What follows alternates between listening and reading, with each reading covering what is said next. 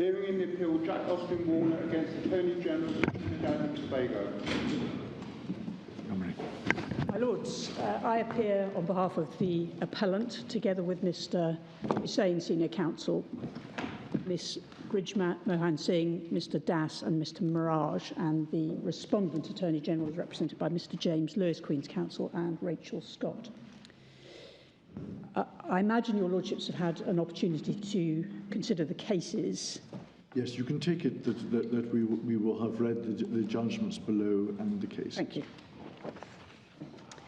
At its heart, this case concerns a statute which requires the board to make a judgment as to the purpose that is served by the provision in Section 4 of the Trinidadian Act in stipulating what must be in a treaty before it may be given effect. I'm listening. My Lord, you always are. There are clearly two purposes that are served by extradition legislation generically throughout the world. They are to facilitate the extradition of persons to face allegations normally of serious crime. And that was undoubtedly the dominant purpose that informed the reasoning of the Court of Appeal. They described that as an imperative transnational interest. But alongside that transnational interest, there has always been, in the core of the extradition arrangements, again, universally throughout the common law world, a desire to protect individual rights in relation to certain core features of the extradition process. And that protection has to be given, in our respectful submission, both domestically, that is, it must find expression in the statute, because that is normally the way in which extradition proceedings work, not in the States, but certainly in the rest of the common law world, but also in the treaty, because if one regards certain core elements as being central to the process of extradition, that is, that they must be for serious crimes that have been appropriately established as being either suspected in an accusation case or proved in a conviction case, and a limitation then being placed upon the requesting state that they will only proceed against that person for those serious crimes, plus some small limited categories of associated cases. If that is a core principle, that has to result in not just a domestic statute that defines the crimes and makes sure they're appropriately serious and will not lead to a more extended exposure to trial in the foreign state, but also binds the foreign state to that result. And that can only be achieved by the type of mechanism that is used in this case, which is to stipulate the remit that the Attorney General or the state may have in concluding arrangements with foreign states. Because unless you have a protection that is present in the domestic statute and in the international treaty, then the rights that are given domestically will prove illusory if the person is sent out of the country, because he ceases to be subject to the jurisdiction of the local courts and becomes subject to the jurisdiction of the foreign courts. Now, I am not contending that the need to protect individual rights will always trump the transnational purpose of pursuing international crime, but it will, in our respectful submission, in relation to the core restrictions, that is, the nature of the offences for which extradition may be granted and the nature of the protection in the foreign state when extradition has taken place, the right that's traditionally called specialty. And if we're right in that, that does not undermine the process of extradition, there is still room for a broad and purposive interpretation in relation to other provisions, procedural provisions, within either the statute or the treaty.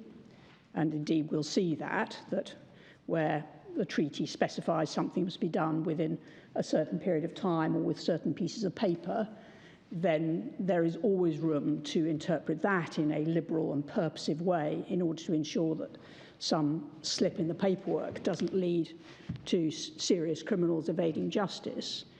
That's perfectly legitimate. But when one is dealing with the core components in the extradition process, the nature of the crime and the specialty protection, then that cannot be interfered with. And that is as a result of the way the statute works. Now, I'm going to start with the statute, but, my lords, if I may, I'm going to start with the 1870 Act, which is the origin of almost all the laws on extradition one sees in Commonwealth countries, Australia, New Zealand.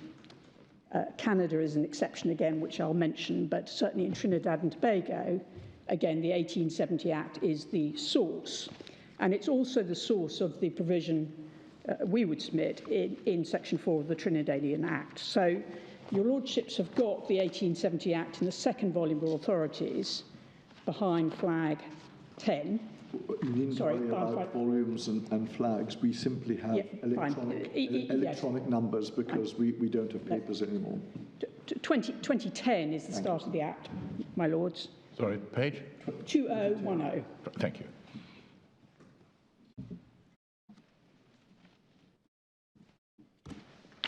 Yes.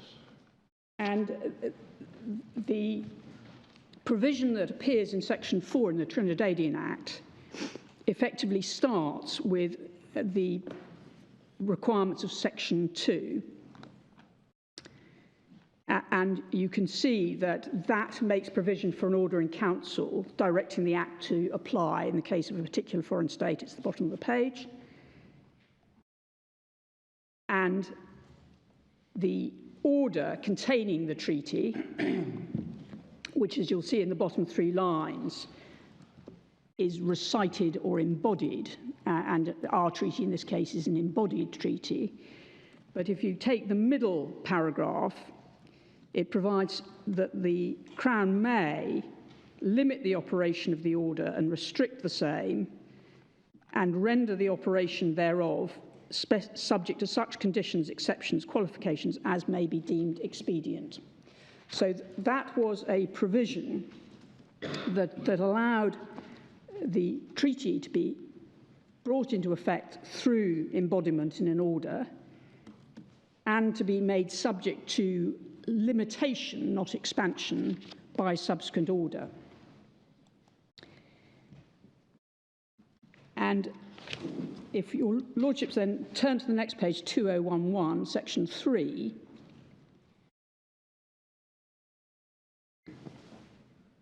then set out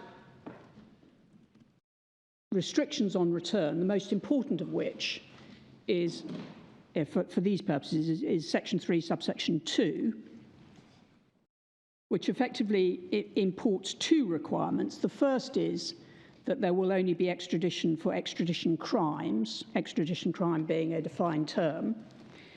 And secondly, that there will be a rule of specialty that prevents trial in the foreign state for anything other than the extradition crime. So you can get that, which subsection 2 requires provision either in the law of the foreign state or by arrangement that the person returned will not be tried or detained for anything other than the extradition crime proved by the facts on which the surrender was grounded.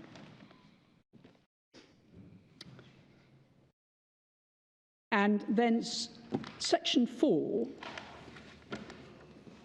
makes further provision and in our submission very clearly prevents the rendition into an order in council of a treaty that goes beyond these limits. Section 4 provides an order in council applying this act in the case of a foreign state shall not be made unless. And then it's subsection 2. The arrangement is in conformity with the provisions of this Act, and in particular with the restrictions on the surrender of fugitive criminals. So one can see, because you've read section 3, that the restrictions on the surrender of fugitive criminals in particular include those core, what I've described as core principles, that there should be defined extradition crimes or extraditable offences, as they're called, and that there should be specialty to restrict trial to those crimes. Then subsection 5, it contains the two important qualifications. Firstly, it recites that the order containing the treaty, this is the last 4 lines, will be enforced subject to the limitations, restrictions, conditions, exceptions and qualifications, if any, contained in the order.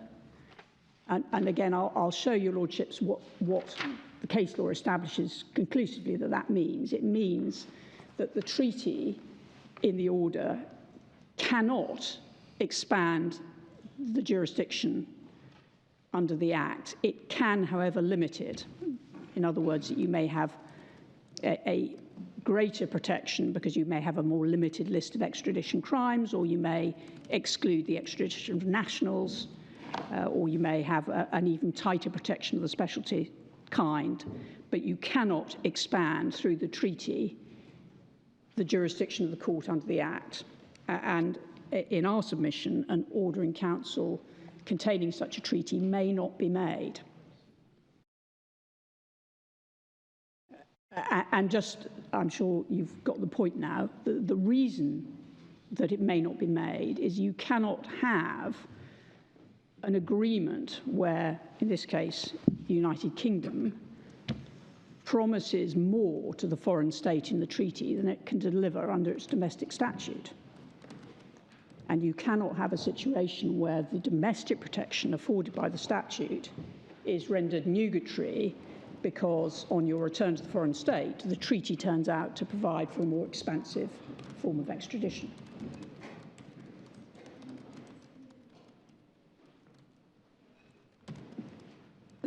The next point that the court can take from section 5 is in the last line, is that an order in council shall be conclusive evidence that the arrangement therein referred to complies with the requisitions of this Act, and that the Act applies in the case of the foreign state, and the validity of such orders shall not be questioned in any legal proceedings whatever. So that is the conclusive evidence ouster clause, which we also see in the Trinidadian Act.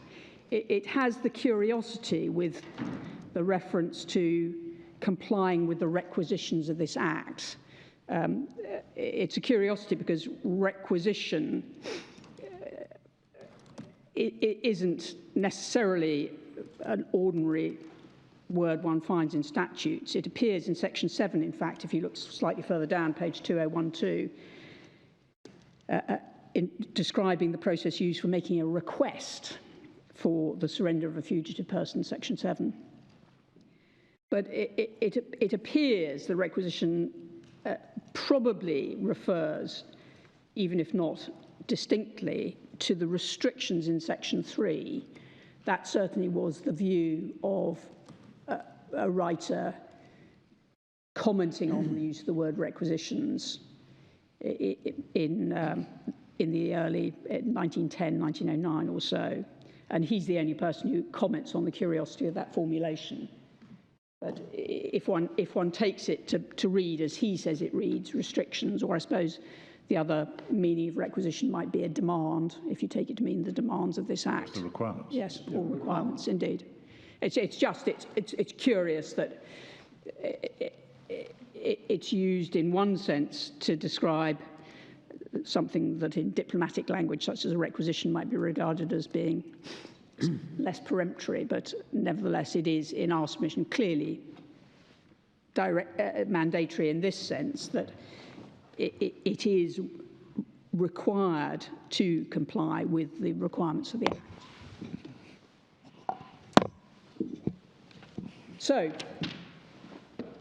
that is, in our submission, where we start from, that the purpose of Section 4, requiring conformity with the Act, was a purpose that was designed to protect the core individual rights, the restrictions that are covered in Section 3.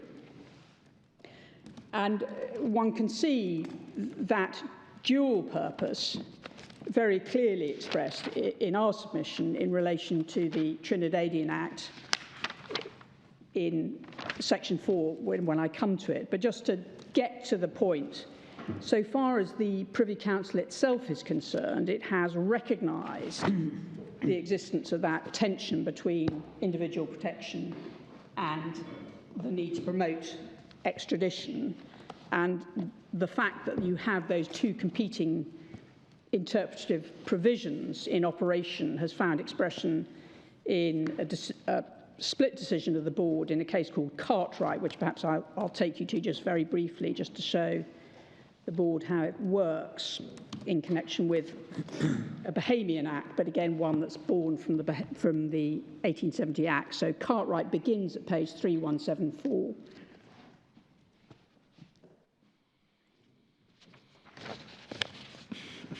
And the majority, in the form of Lord Steyn, writing for the majority of the board, expressed the view at 3181, paragraph 13 at the bottom, that the approach to be adopted is his heading. So paragraph 13, 3181. Extradition being based on bilateral treaties and the importance of the task of the court at G to apply and not to question legislation. These are said to be banal observations, but at 4, he refers to the balanced approach, that is, 14, sorry, the balanced approach. Throughout extradition law, there are two principal threads. First, being vigilant to protect individuals from the overreaching of their rights.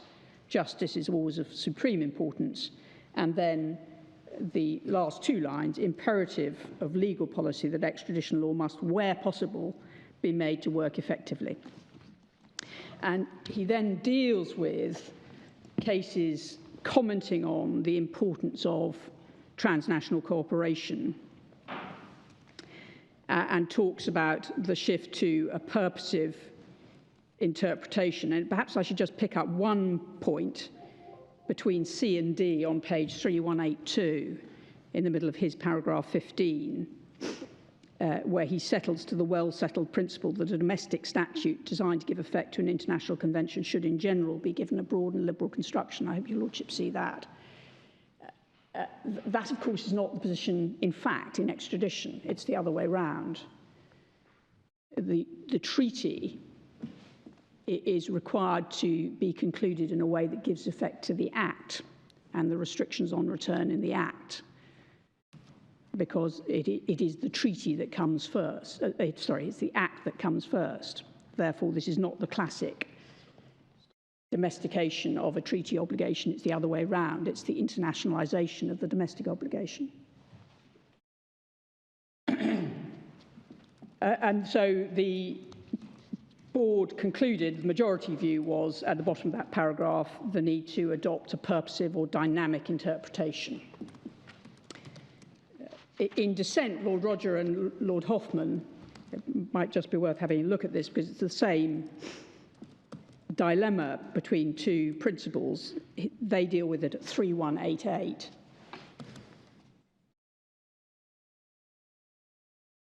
Where, having commented about the submissions that were made and the need to have a war on drugs, as he put it, at C,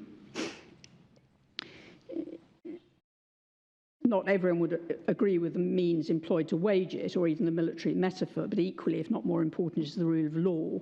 People facing extradition, however unmeritorious they may be, are entitled to the law. If Parliament has made no provision in that case for an appeal, they're entitled to the benefit of that order. It is not the function of judges to remedy what they perceive as a defect in the law by giving a far-fetched construction. to the provision in that case, apparently suggesting there was no right to appeal a successful habeas corpus.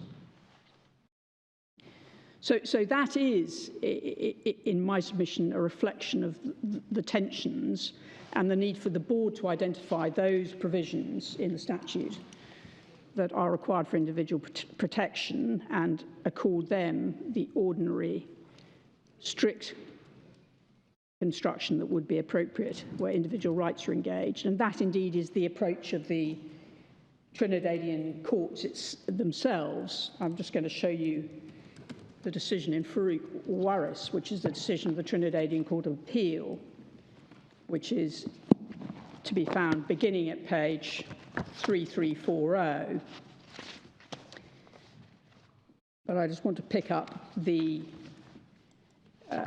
which again is effectively an appeal concerned with essentially procedural requirements within the Trinidadian Act. In that case, a requirement for a form of certification before evidence is admitted before the court. So it's one of the technical areas where potentially there might be room for saying one needs to be broadly liberal about this. But the court there took the view at paragraph 42 on page 3351. This is at the bottom of 3351. That the liberty of the citizen was of paramount importance, and that a legal process which purports to take away that freedom, as extradition proceedings obviously do, had to adhere strictly to the legal requirements. And they make the point in the next sentence: a party who's threatened with loss of freedom is entitled to take the technical point, and the court is bound to sit up and take notice, particularly when a citizen of one country is being surrendered to another with the court sanction, especially since the domestic courts will no longer enjoy jurisdiction over him. And that's the point I made in opening this appeal, that if rights are accorded, they would be illusory if, once one was in the foreign state, you found that the treaty, in fact, had ridden roughshod over those rights and allowed the foreign state to intrude upon them in a way that wasn't contemplated in the domestic law. And perhaps worth just again reflecting on the closing point that is made in this decision at page 3368, paragraph 100.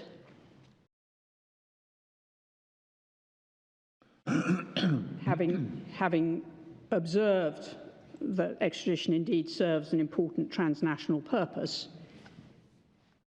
and as they say at the beginning of paragraph 100, relaxation of rules of evidence, the court must not allow itself to sacrifice the liberty of the subject on the altar of international comity, and must insist upon strict compliance with the law before the offender is extradited. So those are, it might be thought, some relatively standard observations, but it demonstrates that the board does have the task of separating out those provisions of the Act that can be the subject of broad and liberal interpretation without doing violence to the protection of the individual, and those that can't.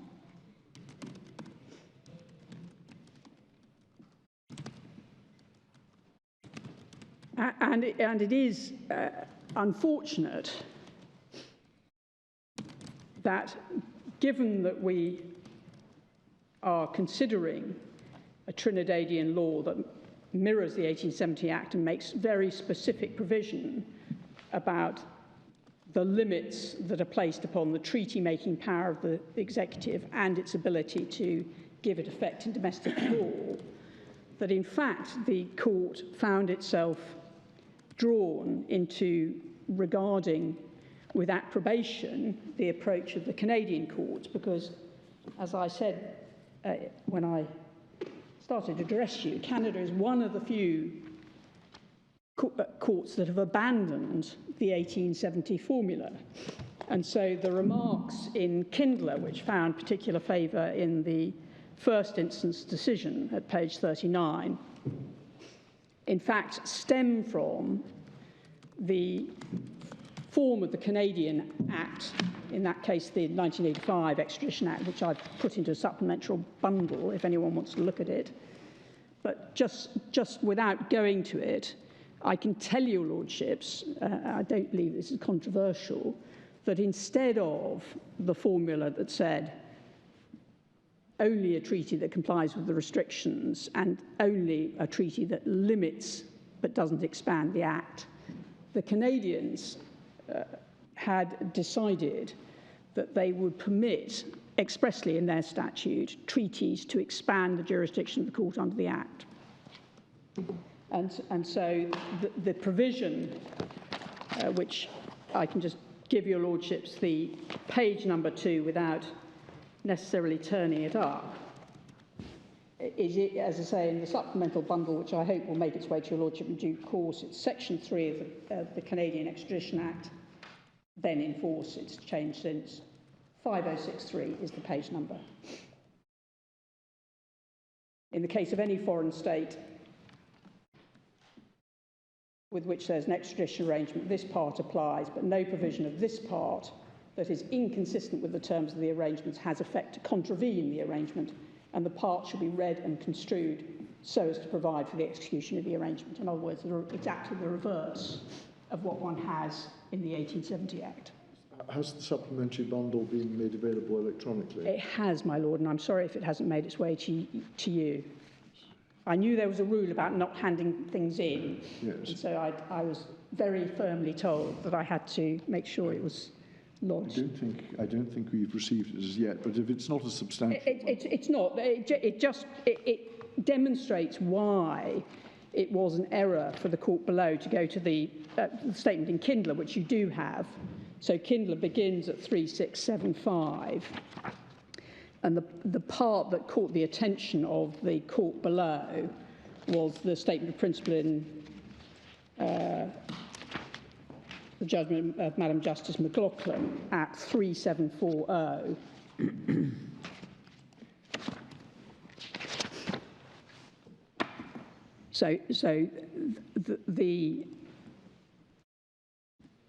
This is Kindler decision on the 1985 Canadian Extradition Act, and everything she's writing there is being written.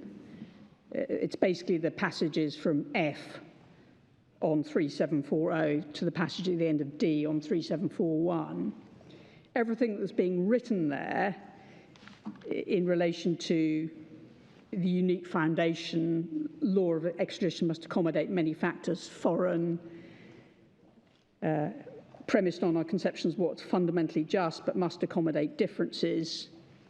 If we were to insist on strict conformity, there'd be no state with which we could reciprocate, we'd be the loser, and so on and so forth, all in the context of an Extradition Act that provides that treaty arrangements are specifically permitted and expected to override and potentially expand the jurisdiction of the Canadian courts under the Act.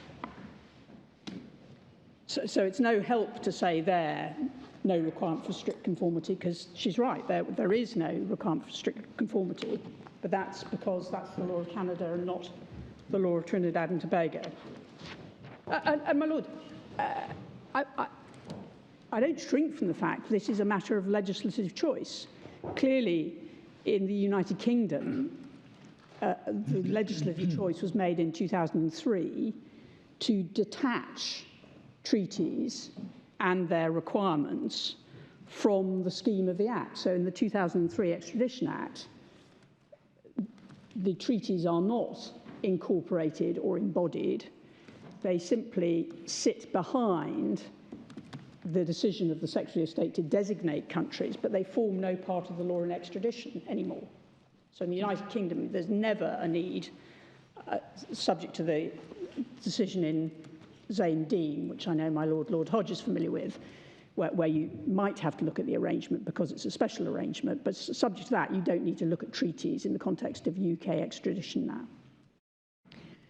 But I have to say, it doesn't spring from the page of the Chief Justice's analysis here. that she's basing her approach on the particular terms of the Canadian Act. I appreciate she would have had it somewhere in her DNA. Yes. There it is.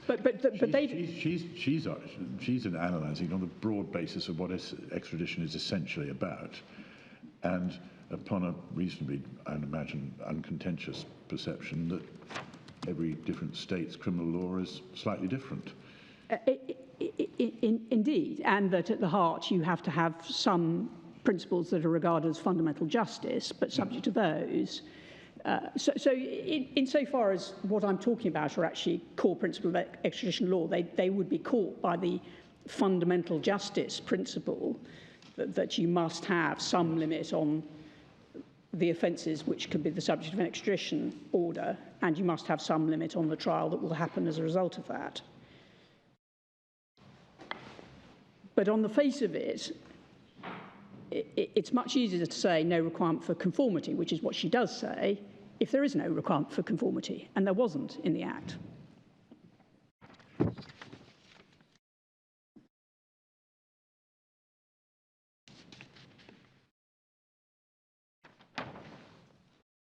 Well, she was thinking there would need to be some sort of conformity because she's distinguishing strict conformity. Yes.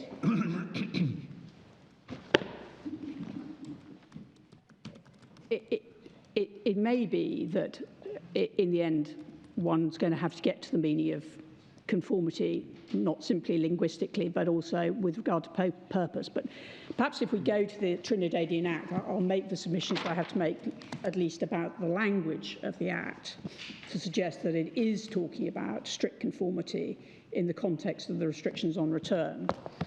I realise this is difficult because we haven't got the Canadian Act in front of us, but can you just summarise how the Canadian statute differs from the Trinidadian? Yes. So the first part, which is the general part on foreign territories, where you have a treaty, Section 3 specifies that any terms in the treaty or arrangement will override any restrictions in the Act. And so the Act must be read in a way to give effect to the expansion in the treaty. And perhaps I should add, as a matter of additional detail, because it's probably relevant, even at that stage, in Part 3 of the Canadian Extradition Act, Canada had moved to a no-treaty system in addition, so that they had not only this expansive treaty-based arrangement, Part 3 of the Extradition Act had a provision where extradition could take place without any arrangement at all, simply ad hoc, without the requirement for an arrangement. So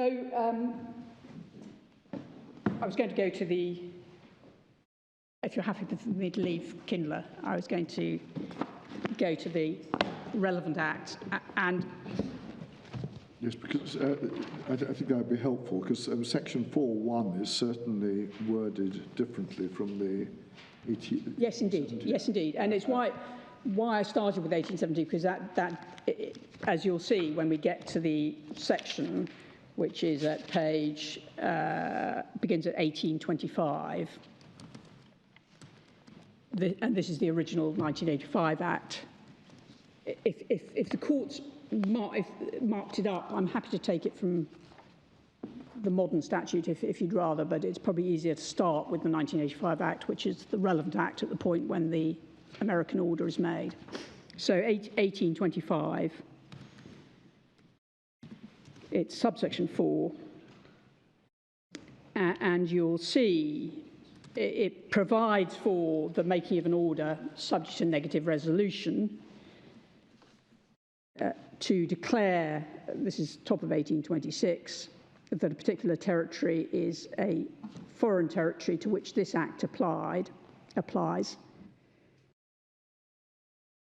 And then 4 lines down, and such order may provide that this Act applies in relation to the territory subject to such exceptions, adaptations, modifications, or other provisions as may be specified. And this Act applies subject to such exceptions, etc. And so the first distinction is you do not have there, as you did in the 1870 Act, language which is expressly in terms of restrictions or limitations. So it was self-evident in relation to the 1870 Act that what was being spoken of was a power to restrict the application of the Act, whereas here it is not quite as clear that those are words of limitation. So one has to get there by an appreciation that the intention was to mirror the provisions of the 1870 Act, albeit the legislator chose a different list of terms. But the fact that this is intended to provide for limiting only language in the treaty is, in my submission, tolerably plain from what follows in 4.2, which is the same. An order shall not be made unless the treaty is in conformity with the provisions of this Act, and in particular with the restrictions on return.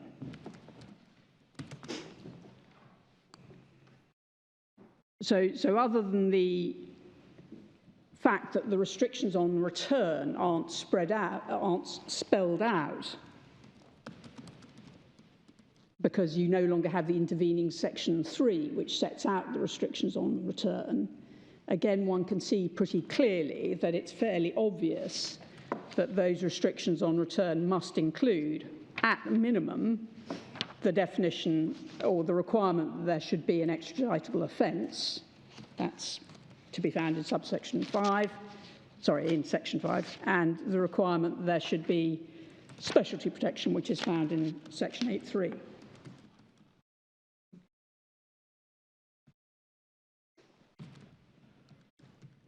And then you get the... But if the only indicator of the expanded words in 4.1 being also words of limitation, as in the 1870 yes. section 4.2, that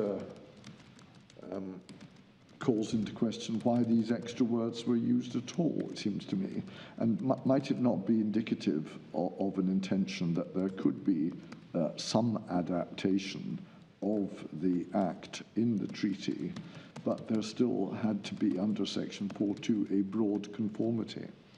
Well, I don't understand it. I did look very carefully at the respondent's case for this purpose, because that interpretation occurred to me at least. It is not suggested this was anything other than a reproduction of the 1870 scheme designed to introduce limitation only. In other words...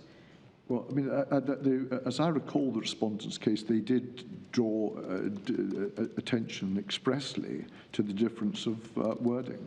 They do indeed, but what they say in their case, so far as at least we were concerned, is that the position is, as with the approach that was taken in the 1870 Act, and they cite, I think it's Lord Diplock and Nielsen to this effect, that this sets out the maximum jurisdiction of the statute, which can only be limited rather than expanded. And certainly that is clearly the understanding on which we operated, that the Attorney General regards those words, although potentially permitting expansive treaties, as not doing so, no doubt with regard to the principle of legality, because if it was seriously contemplated that, in stark contrast to the 1870 Act, that this would be a statute that would permit expansion, then Parliament would have had to have confronted that choice and made it clear it was taking that choice in a way that it did not. Well, we have the statutory words, but I didn't understand the respondent's case to be saying that the words in section 4.1 meant the same thing as the words in section 2 of the 1870 Act. Well, as I say, when we get to the particular submissions that are made by the respondent, you will see that they take the view that these are all narrowing, or rather that insofar as there is a gap, it is the narrower version in the Act that applies. They don't contend that the court's entitled to regard a distinction where the treaty is wider than the Act as permitting a wider domestic scheme under the Act. They say, oh, well, the Act provides a more limited protection, and the only way it provides a more limited protection is in relation to the old principle. It is indeed Nielsen or Diplock that cited at paragraph 60 of the respondent's case, 1779.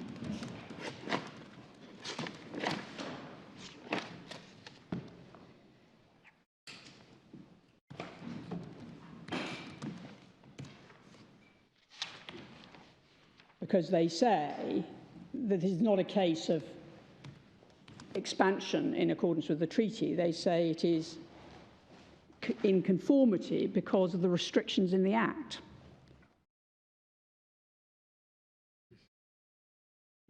Well, we shall hear from the respondent anon. Well, Your Lordship will, but obviously it would be unfortunate if the point emerges now rather than having been considered by the courts below, because if there were a legislative history that suggests that Trinidad was embarking upon a significantly more expansive approach to the process of international rendition through extradition, it would be surprising if it wasn't the subject of specific discussion. It's just the express words are striking: exceptions, adaptations, modifications, or other provisions as may be specified. These are very broad words. My Lord, I accept that. Yes. But these are broad words in a scheme which is introducing and continuing in relation to old treaties under the old 1870 Act, the scheme of extradition, because as you'll see from subsection 4.1, the treaty that may be covered by this includes the old treaties which would have been concluded under the 1870 Act or the local version of the 1870 Act. But this doesn't affect all treaties. The power is a power to make new treaties, which have provisions as are eventually specified in the order. Yes. Well, my Lord, I can't escape from the words. They are wider words, yes. and I accept that.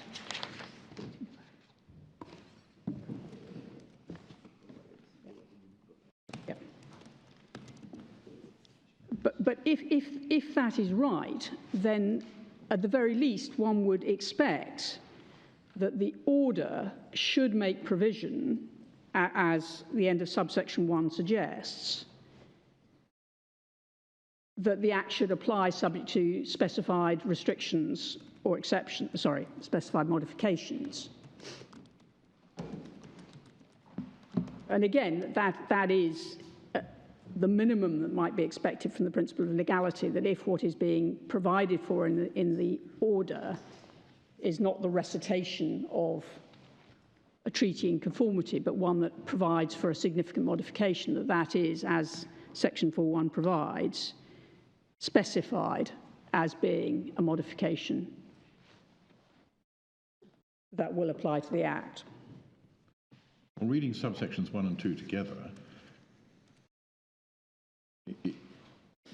it's to be assumed, isn't it, that the exceptions, adaptations, modifications, or other provisions as may be specified are designed to make a particular treaty, which is to be made the subject, or which is, if you like, the inspiration for the making of an order in relation to a particular state, yes, work with the Act. Yes. And that in some cases that may require altering the detail of the Act. But that will only happen in relation to a treaty which is already in conformity. Yes. Because one assumes the treaty comes first, and then an order is made to yes. effect to the yes. treaty for the enabling of extradition to the country with whom the treaty has been made. Yes. So, and if I may just add the logically prior step, the statute comes first, so Well, these are the rules. Yes. Then you may make a treaty in accordance with those rules. Yes. And then you make provision for the treaty, provided it's in conformity. Yes, in other words, it's only in relation to conforming treaties Yes. that there is a power to make exceptions, adaptations, modifications, or other provisions. Exactly so. Yes. And That still leaves open the question of what conformity means. yes. But at least it's I a accept that. logical framework. I accept that.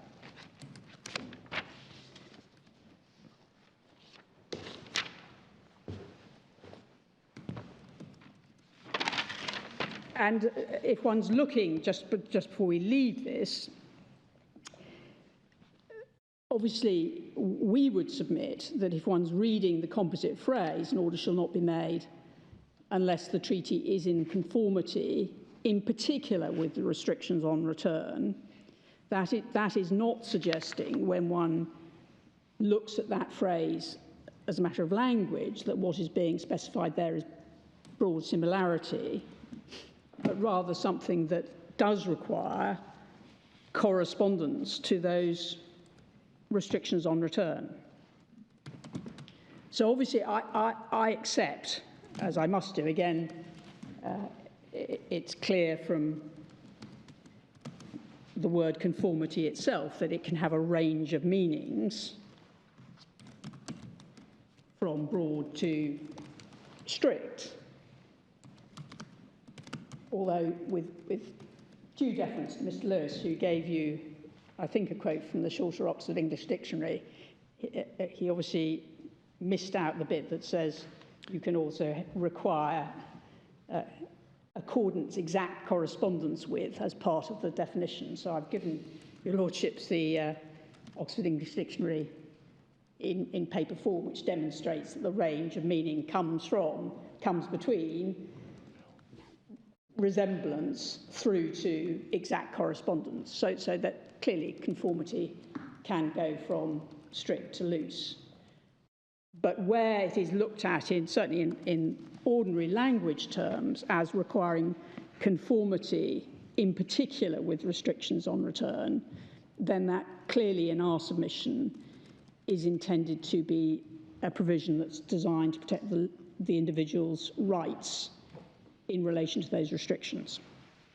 Ms Montgomery, it may help you know we've now received the supplementary bundle, excellent. but it is not paginated onwards from the end of the pagination in the main bundle as yours appears to be. That is tragic. It starts again from 1. Well then, in which case I can tell you that the We will have to subtract. is at 91. Yes. And I'm sorry that it's not been paginated, but that's 91, and I can also, I hope, give you the page to the Canadian treaty. That's what I was hoping for. Yeah, it is. The Canadian Act, you mean? Canadian Act, right. It is.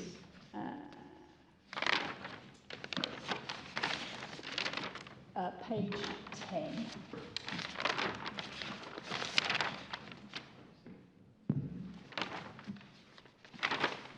Should have section 3 in the middle of it. Thank you. And part 3, which is the no treaty provision, is at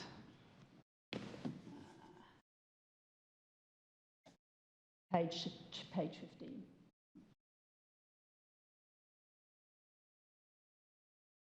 Yes. No, sorry, page 17. Extradition irrespective of treaty.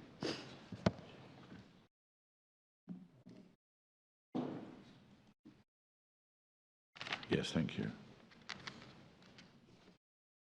So we respectfully suggest that looking at this, at least linguistically, what is required here is exact correspondence, because that is what is required in order to provide the protection I've spoken of, both in the domestic arena but also in the foreign state. And if that's the purpose of this restriction, that would again support the idea that it could not be expanded by some sort of treaty arrangement. And indeed, one of the decisions which we would invite your lordships to consider is the decision of the New Zealand Court of Appeal in a case called Ortman, which grappled with an act that was potentially required, or that potentially required a very expansive reading of any treaty arrangement by virtue of Section 11. So we can see that act in the decision in Ortman itself at page 4216.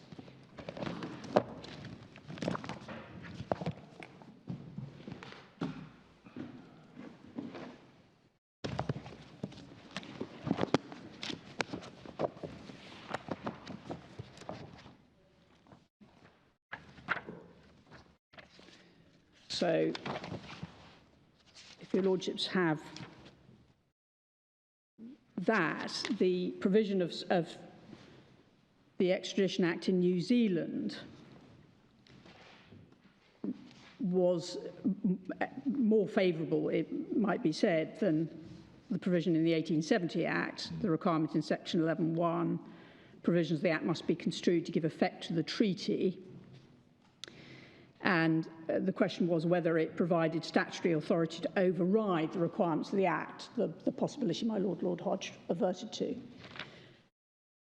And it was suggested that the treaty, in fact, provided for a wider range of offences than the Extradition Act in New Zealand permitted, but nevertheless was to be treated as expanding the list. And that had been a decision by the court in a case called Cullinane, which is referred to at the bottom of page 4216. And that led the Court of Appeal to pose the question at 4217 in the middle of the page, whether it was possible for an extradition treaty to effectively dispense with the requirement of double criminality because of the interpretive requirement in Section 11. And the court, in summary, reached a conclusion at paragraph 46 that extradition regimes shared a common feature that an act's not extraditable unless it constitutes a crime according to the laws of both countries, and the requirement of double criminality was described as being ubiquitous, so that it's one of the fundamental organising principles of extradition law. And the principle at paragraph 47 was stated that the purpose of the double criminality rule was to ensure that a person's liberty is not restricted by conduct that doesn't amount to a criminal offence if committed in the country from which the extradition is required. And they then go on to review in a way that I probably don't need to take your lordships to in any detail, the argument that, so far as the New Zealand courts were concerned, had raged about whether or not a treaty could expand the definition. And they refer to the origins of the 1870 Act at 4224. So at 4224, paragraph 81, they deal with the parts of the 1870 Act we've looked at, and in the indented passage, Mr. Justice Salmon's statement saying, treaty may be prayed in aid to limit the scope of the Extradition Act, but not to extend it. And then the which paragraph is that? My Lord, 81, it's the indented passage. Yes, thank you. And there are a myriad references of the same type, including the reference by Lord Diplock and Nielsen, which is in the Respondent's case, similar to the similar effect. And then the 1965 Act in New Zealand is then dealt with. And at paragraph 90, page 4226, is a point I've already made to my Lord Hodge about the need for debate if the wide words in section 4.1 were intended to produce the result that the treaty could expand the Act. And you see there at line 5 in paragraph 90, allowing treaties to expand the situations in which extradition would be allowed beyond those provided for under the Act would have been a significant change to the 1870 scheme. It could not properly have been categorised as technical if the government intended to confer on the executive a power to disapply all but one of the provisions in any treaty arrangement.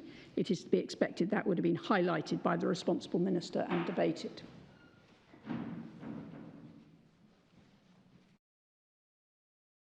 And then they reach the conclusion, therefore, that the expression subject to, which is subject to the Act, that is to be read as requiring the treaty to be read down, so that's what they say at 93. That it's consistent that the treaty must be read just as was the position under the 1870 Act. This is the last 3 lines of paragraph 93.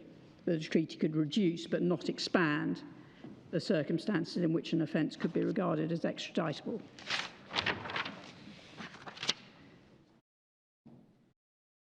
And so you then come to the modern Act in New Zealand terms, which is the Extradition Act 1999,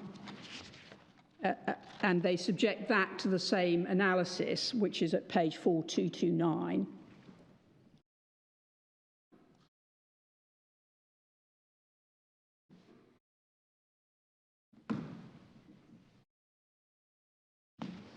And they express the view at 107 that the continuity of expression between the Acts only allows treaties to limit but not expand.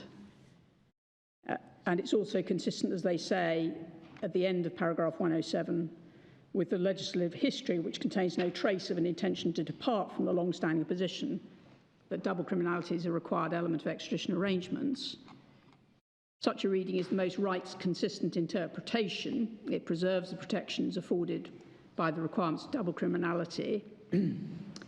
And they then look at section 11 and whether it should be construed as providing for the treaty to override. And as they say, at paragraph 110, this is true for Trinidad as well, it would be unusual in New Zealand's constitutional order to confer on the executive an unfettered power to suspend generally or disapply in individual cases a statutory framework.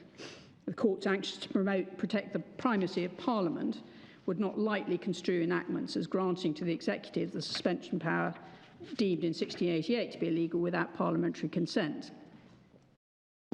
And then the argument is referred to on the next page, top of 4230, to an earlier finding by the Court of Appeal that it might be sufficient to disapply, but they say that, line 10, the court did not address the constitutional principle we referred to, that it's Parliament which has the power to amend or suspend legislation, and that clear words are required to confer such a power on others, including the executive. This is a power to do it directly by treaty that the court is analysing, isn't it, rather than by an order either in council or an order made subject to a negative resolution? So I believe section 4 is the power to make the order. I'm just going to see if we've got to set it out here. Yeah.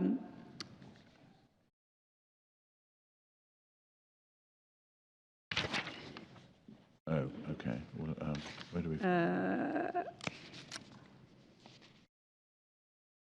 I'll get the section. There is a section which provides for the power to make the order, and 11 is an interpretive provision. But I'm just looking at 107, and yes, what they're being said is you wouldn't expect, with this continuity of expression, that a treaty would expand the category of extraditable offences.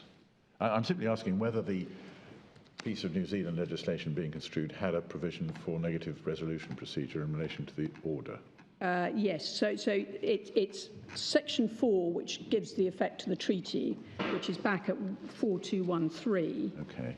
which is the continuity of expression point they're referring to. So 107 is referring to this section as deriving from 3.4 of the 1965 Act. And its extradition offence means subject to an extradition treaty, which is where the treaty comes in, and then the definition. And the issue was whether, by saying subject to the treaty, coupled with the interpretive so it's a different mechanism. It's a direct fight between the statute and the treaty. Yes. Whereas we're here concerned, aren't we, with a potential fight between the order and the statute? Yes, and certainly for the purpose of... and an order which is, I think, if I recall correctly, subject to negative resolution. It is, yes. Yeah.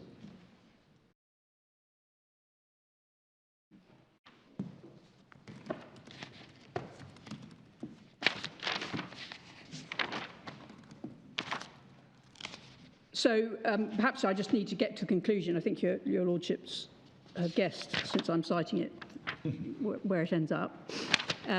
It's 4233. Incidentally, just to add some colour to it, this is the kim.com extradition in New Zealand, which I think has produced 4 or 5 trips to the Court of Appeal. It's all to do with mega upload and breaches of various alleged breaches of copyright. But in any event, there was an offence which could only be extradited if the treaty overrode the Act. And so at 128, page 4233, they overrule the decisions in Cullinan and UN that had held that the executive were authorised to negotiate treaties inconsistent with the regime of the Act. And they say that it's consistent with the rights affirmed by the New Zealand Bill of Rights, text of the Extradition Act, its legislative history, and it follows that the answer to the question whether the Act allows for double criminality to be overridden by the provisions of the treaty is no.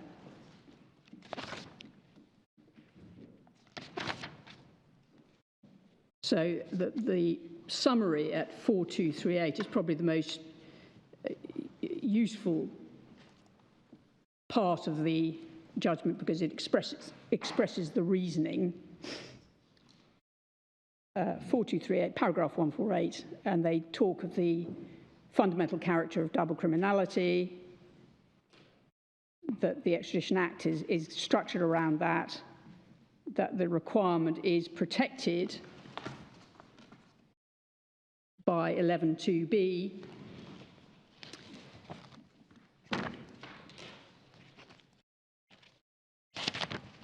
and that even if it could be overridden, in fact, they determined that it does not, in this particular case, do so.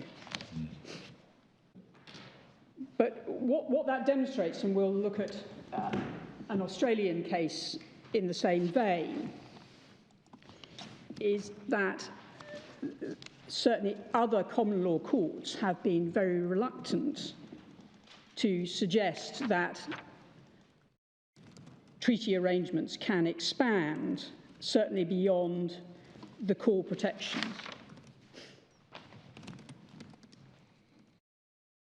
And so, for example, you would get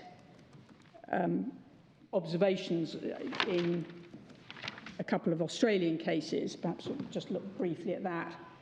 The decision in Barton in the Commonwealth, which is in fact a decision on whether the Extradition Act in Australia regulated outgoing requests for extradition as opposed to incoming requests, which it clearly did.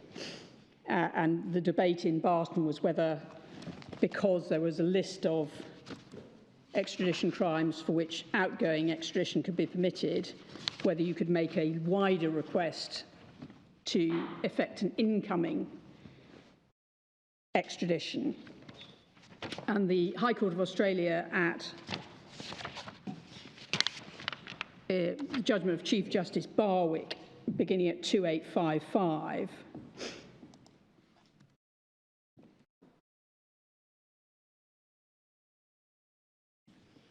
makes the observation as to how treaties work as a matter of generality, obviously informed by what's in the 1870 Act, but you can see just over halfway down the page, after the paragraph dealing with the existence of various European treaties, that he then says, in the common law countries, statutory authority is necessary for the surrender of a person to another country and to provide for custody and conveyance. A treaty in these places not having the effect of law, it's only lawful to surrender if there is a statutory authority for the course to be pursued. And he then observes, quite importantly from our point of view, that in countries without a statutory provision, then not only may the conveyance of a fugitive involve tortious acts, but more importantly, the observance of specialty in relation to the surrendered person can only be enforced in those countries under appropriate legislation. And so he observes on the next page, 2856, again in the middle of the page, where in such countries authority exists to permit and regulate the surrender of a person on the request of another country, and the right to do so is limited to states with which extradition treaties exist. The power of the executive government in monarchical systems to accede to a request for surrender if it existed has clearly been superseded. And in the Extradition Act, he says in the next paragraph, thereafter a person could not be surrendered to a non-treaty state or for a non-extraditable crime as defined in that act, or without compliance with the statute in the case of a surrender to a treaty state. And then he makes the observation that it doesn't apply to outgoing requests. And then just finally over the page, he says at 2857, dealing with the question of reciprocity, which is just halfway down the page, he expresses the view that reciprocity requires an undertaking of the requesting country itself to respond, that the requesting state must be in a position to pledge itself to afford such surrender on request.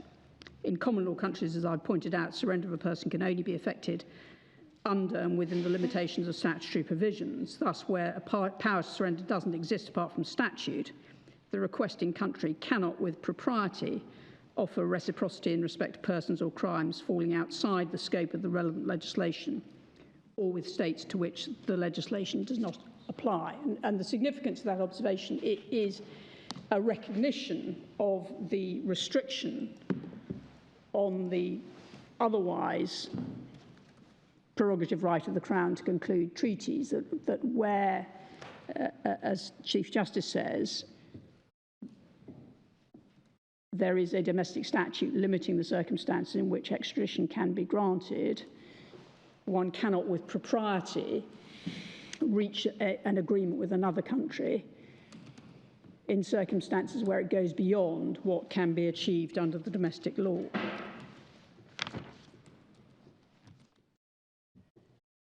Now, I think the board understands that the primary position of the Attorney General is that the court cannot even begin to assess the question of conformity in this case because of the provisions of the ouster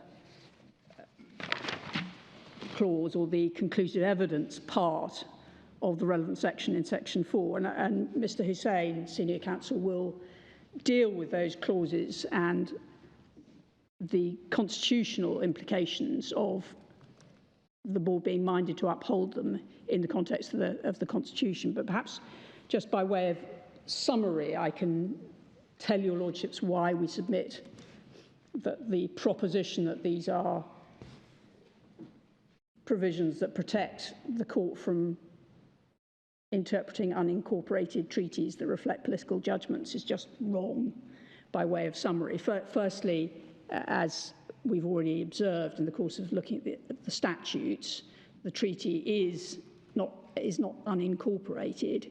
It is embodied in a domestic order, and so to that extent is capable of being looked at as a piece of domestic legislation. And indeed, the cases are clear that that process of embodiment involves incorporation. Secondly, rightly or wrongly, there have been cases consistently over the last 100 years in which courts have engaged with the construction of treaties in order to determine whether or not a potential breach arose. And although the courts have varied as to who is entitled to conduct that interpretation, whether it's simply the High Court on judicial review or habeas corpus, it is perfectly clear over 100 years that those arrangements have been the subject of specific consideration, and even in circumstances where they're not incorporated, where they are, as my Lord Hodge saw in the case of the Taiwan arrangement, they're simply, as it were, they sit behind the certificate of the Secretary of State. One nevertheless is entitled to look at the arrangement and determine what it means and whether or not it provides adequate protection or conforms with the Act. So we respectfully suggest that, as Mr. Hussain will explain, this is not an ouster clause that can survive the sort of interpretive criteria that were applied in Privacy International against that type of ouster clause, and in particular in the context of the constitutional dispensation in Trinidad and Tobago. It certainly cannot oust the protection of the court, principle of separation of powers, or indeed the rule of law, all of which form part of the constitutional requirements.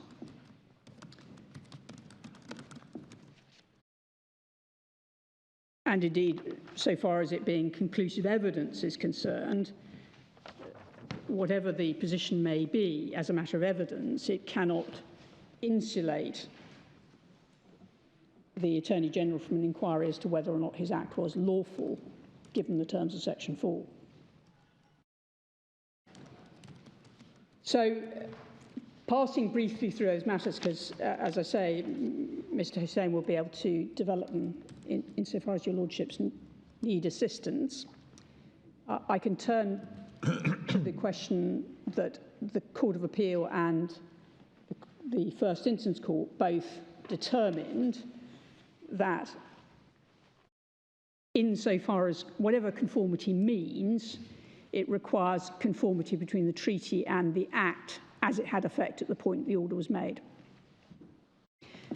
And that is clearly a decision which we at least raise for your lordship's consideration.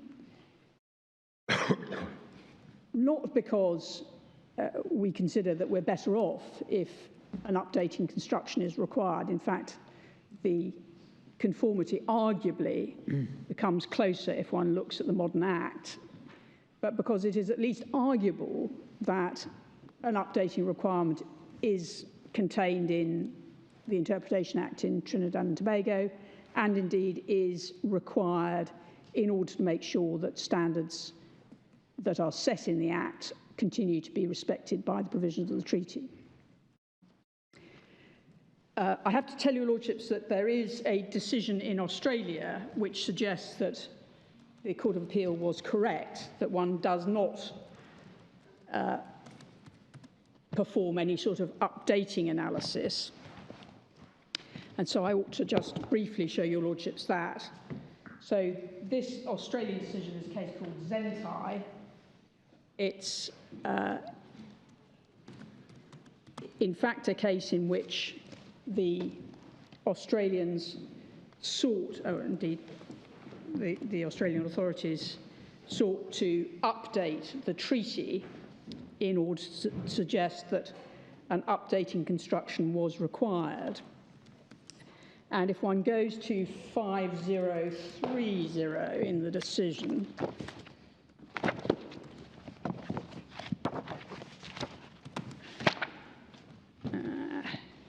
well, the case starts at 5016, and perhaps this is one of the few cases where it might be sensible just to start with the head note. I'm sorry for not having done that before. Zentai was charged with war crimes in Hungary, and he was in Australia.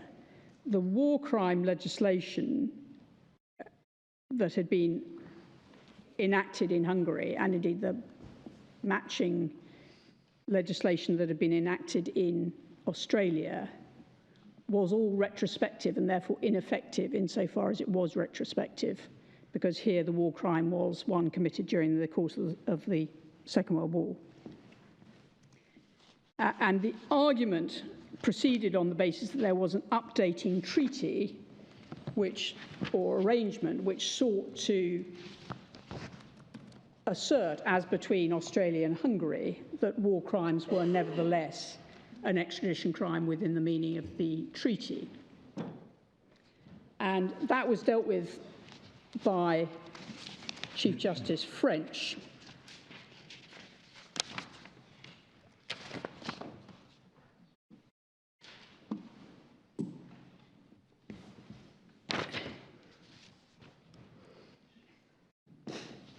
Starting at 5031, perhaps.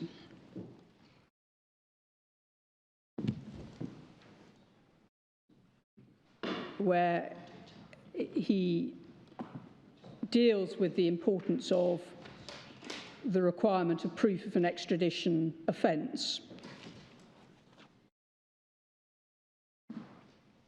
and confirms that one has to construe broadly the term, this is paragraph 32, offence in relation to which extradition is sought. But the broad approach, he says, will not encompass an offence created after the offending conduct, which is qualitatively different from the offence constituted by that conduct at the time the conduct was committed. This gives effect to the principle of against retroactive municipal criminal law. And so he says at the bottom of the page, 5 lines from the bottom, the request for extradition for a war crime cannot rest simply on the proposition that the conduct would have constituted the offence of murder in 1944. And then he points out that the minister at page 5032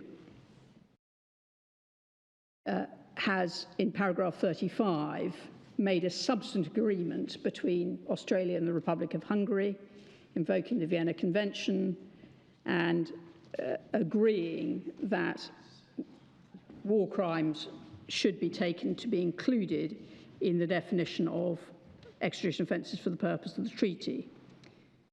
And as the Chief Justice then says, at the bottom of 5032, 5 lines from the bottom, for the purpose of Australian domestic law and the application of Section 11 and the regulations, the treaty is to be interpreted in the light of its text, context and purpose as at the time Regulation 4 was made, and by reference to such extrinsic material as was in existence at the time. Any later agreement which had the effect of varying the terms of the treaty would not affect the application of the Act unless Section 11 was enlivened by a further regulation or some other statutory means. And that appears to at least lend some support to the idea that an updating construction is not required. The reason, I should make it clear why we submit that an updating construction might be required, is that if the purpose, as we say it is, of Section 4 is to ensure that treaties conform to the protections in the domestic statute, then if the domestic statute becomes more restrictive, then there is the potential for the treaty, lawfully made in conformity with the wider Act, nevertheless ceasing to conform to the narrow and more restricted Act, and therefore giving rise to the risk of the invasion of individual rights if the treaty is regarded as being the operative provision which governs the treatment of the person in the requesting state. And we've put in to the bundle the decision in ZYN, which looks at the question as to when it's appropriate to employ an updating construction. And if your lordships don't mind glancing at the decision at 4887, you'll see what, as he then was, Mr. Justice Leggett had to say about when updating construction should take place. So it's I can probably ask you to just cast your eye down. It's 45, paragraph 45 through to paragraph 48, if you have that 4887.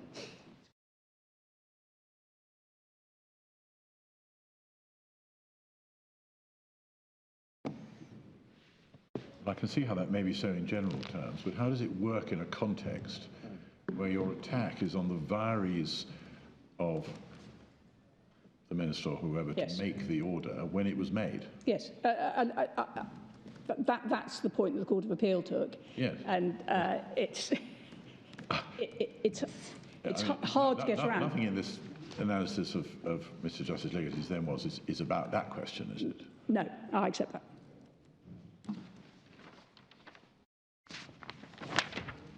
So that then permits me, having made such submissions as I can on the question of timing, to look at correspondence on the understanding it is likely that your lordships will be looking at correspondence between the Act as originally enacted in 1985 and the order as made in 2004. Well, are you effectively conceding that that's a poor point? Because you don't seem to be giving us any answer. Well, I mean, the proposition put to you is that logically, if it's all about the power of the Attorney General at that time, what else can it possibly be? So the only way in which you can get to the answer I provide is if you say its purpose is to provide protection, continuous protection, in the form of a conforming treaty in order to secure the core restrictions on return, and therefore one must read it expansively if, by failing to give it an updating analysis, you are thereby exposing individuals to a violation of individual rights which were intended to be protected by this. That's the only way you get there. You'd have to read the words in. What words would you read in? My Lord, I would say made and, if one has... Maintained in force or something of that nature? Or? An order shall not be made or continued in force.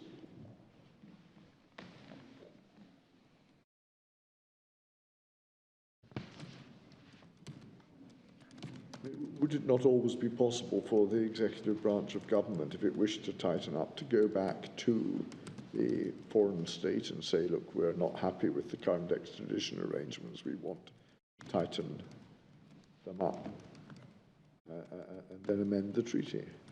Yes, and it might be said, leaving aside this issue of vires, that they would have an obligation to do so, that there may well be a case for saying, if constitutionally that the executive are required to secure that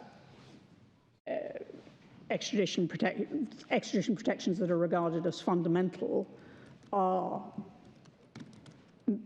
effectively made enforceable on behalf of those who've gone to foreign states, then it may well be, and Mr. Hussain may be able to help with this, that one could bring a constitutional motion saying that it's your obligation. You, the attorney, are, under Section 72 of the Constitution, I think it is, responsible for the administration of the legal affairs of Trinidad and Tobago, and this is something you should be doing. So I wouldn't need to go to the Act for that, other than to extract the principle about protection of individual rights.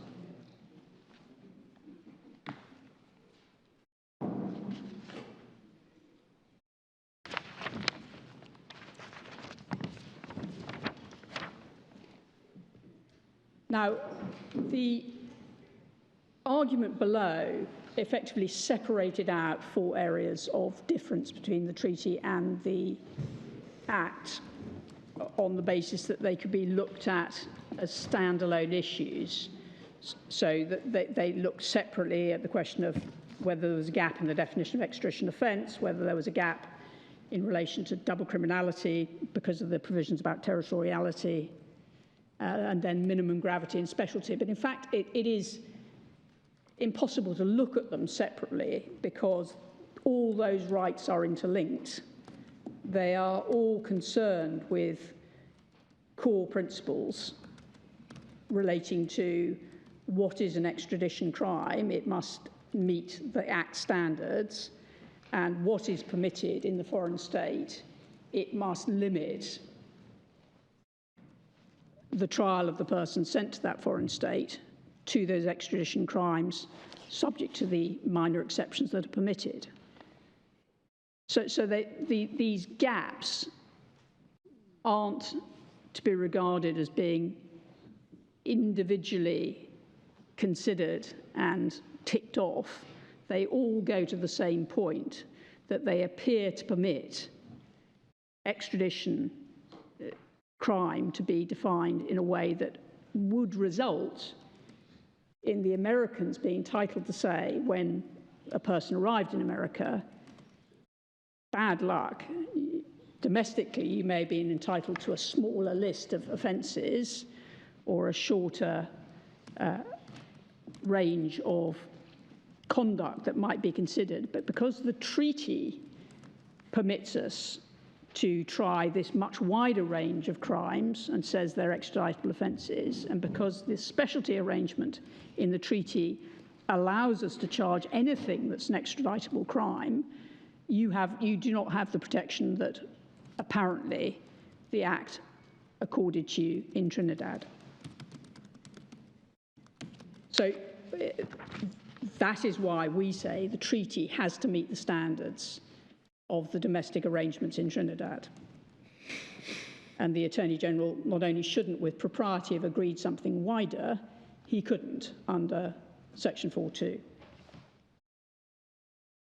So I'm going to start with the definition of extraditable offence. And as the court's aware, one is comparing the provisions in Section 7.1 in the original Act, which is at 1827,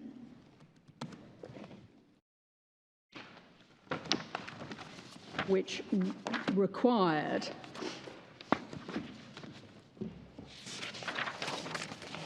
at the bottom of 1827 minimum punishment of 12 months, and which, if committed in Trinidad or within the jurisdiction of Trinidad and Tobago, would be one of the offences described in the first schedule. And then subsection 3 we'll need to look at, just to save me going back to it on another occasion.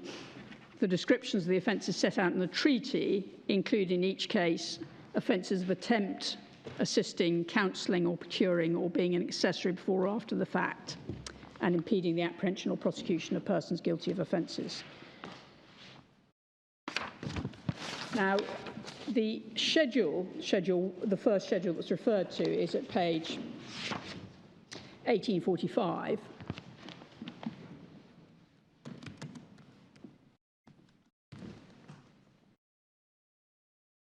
And it follows quite a familiar pattern derived from the 1870 Act, where the first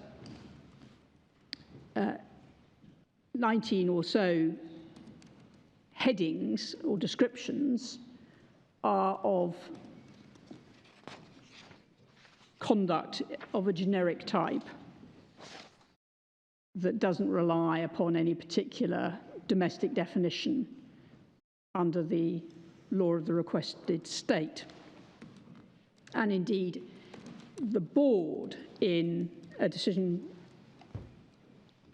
called Doyce, John Doyce, at page 3553, reached the conclusion that an equivalent list in the law of Bermuda was to be read as describing conduct broadly in generic terms or in popular language. And one can see that first at, just get my page.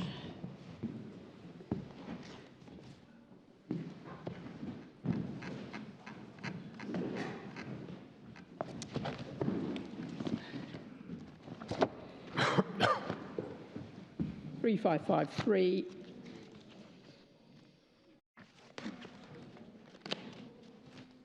The citation from Lord Diplock in Nielsen describing the 19 extradition crimes which are almost identical to this list, but not completely.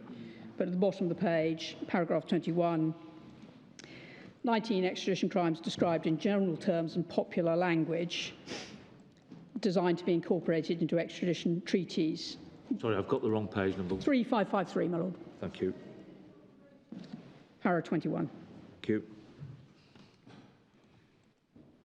And he says it's for ease of translation, readily identifiable, and identifiable in Britain or the British possession.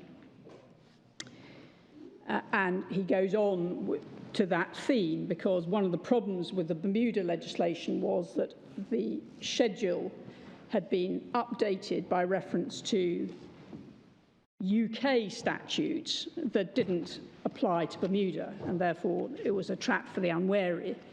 And Lord Phillips' answer to that at 3567 was that so far as he was concerned, at paragraph 62, the scheme of the 1870 Act required one to consider whether the conduct constituted a crime in the territory from which extradition is sought and one of the crimes described in the schedule. The exercise can be performed in precisely the same way where the description in the schedule is generic and where it's found with greater specificity in one of the statutes. The fact that the statute contains a description only applies within the United Kingdom is irrelevant. Where the treaty from which extradition is sought is a British possession, it's a precondition to extradition that conduct also constitutes a crime in that territory. The description in the schedule must match both the conduct and the crime constituted by the conduct in the territory from which the extradition is sought, which meant that if one comes back to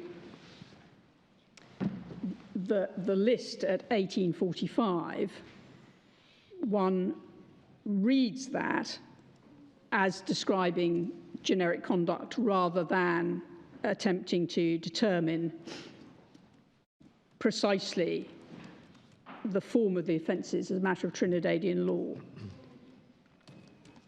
And that is significant because if it's not referring to Trinidadian offences, then the Interpretation Act, which Mr. Lewis places great store on for saying one has to read under Section 66 of the Interpretation Act, you have to read all the offences as including conspiracies to commit those offences.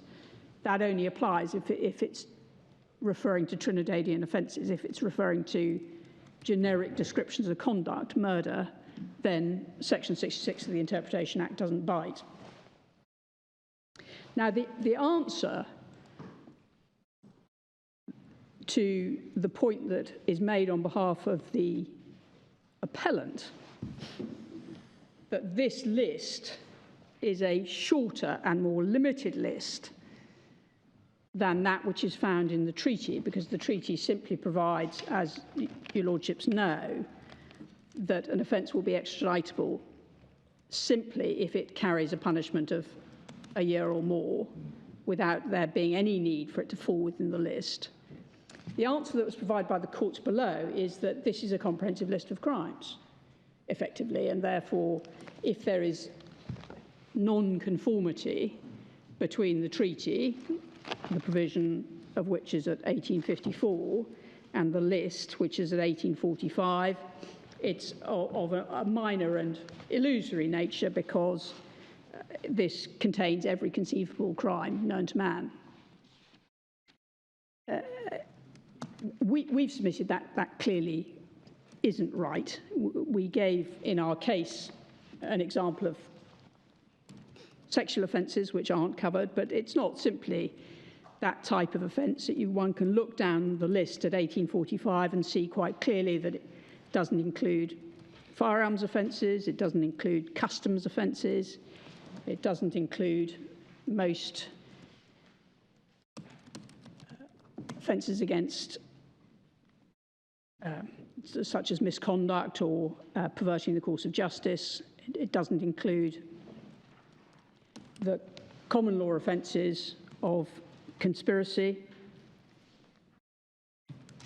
And the best that Mr. Lewis can do is to say, along with his interpretation point, is to say, well, for example, it will cover conspiracy to defraud, but that's only if item 11, which is a specialised form of fraud, fraud by bailee, bank agent, factor, or an officer of the company, is wide enough to be qualified as conspiracy to defraud, which it clearly isn't, or any other conspiracy. For example, a conspiracy at common law to launder money.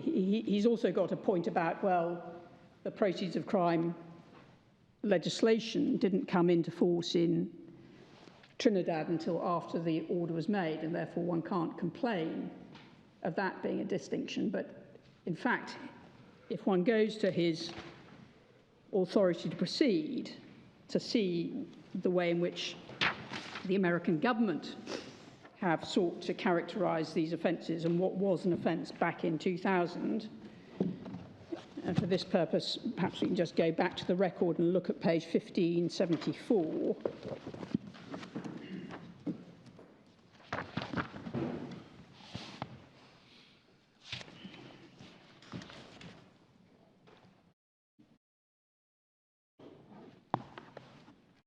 These are the offences specified in the authority to proceed, and you can see conspiracy to accept corrupt payments and corruption, which might conceivably come within the bribery rubric, item 14. But then one gets to the seventh count, 1576, conspiracy to launder money contrary to common law. That doesn't appear to be based upon the idea that there was no proceeds of crime law prior to 2000, that there is, and again I've provided this to your Lordship's court in the supplementary bundle, an offence or a number of very wide-ranging offences provided for under the law of Trinidad and Tobago in relation to the English common law, which makes it an offence under that, or imports potentially the wide-ranging common law offence for conspiracy. And indeed, as one can see over the page 1577, Mr. Lewis clearly thinks that eighth count, that there was a money laundering offence of some sort, and at 1578 that there was an offence of conspiracy to defraud. And there are a number of offences of conspiracy to defraud. Now, all of that would require one to assume the list at 1485 included those offences, but it clearly doesn't. And if one goes to the Criminal Offences Act, which I've added to the supplementary bundle, on which you'll find starting at page 5 of the supplementary bundle, this is the Criminal Offences Act. It makes common law offences in England indictable offences. That's section 2. So that's where the wide-ranging common law of conspiracy would come into the law of Trinidad and Tobago. And if one goes on, for example, to the bottom of page 6, section 7, this is a section dealing with the criminalisation of cheating, conspiracy to cheat or defraud, obstructing or preventing justice, perverting the course of justice, escape from custody, and so on, as well as falsification of accounts, all of which are readily identifiable, wide vistas of criminal law, none of which are within the treaty. And so our answer to the claim in the courts below that the Schedule 1 list is in truth exhaustive and covers every conceivable type of crime, it's simply not right. It's part of the reason why the list method was abandoned, that there are very significant parts of the law as demonstrated by the Criminal Offences Act, which I've just shown you, and as I say, I didn't want to take you through the customs legislation, the firearms legislation, the sexual offences legislation, but clearly one can just look at this list and recognise that it does not contain any of those broad and common forms of criminal conduct.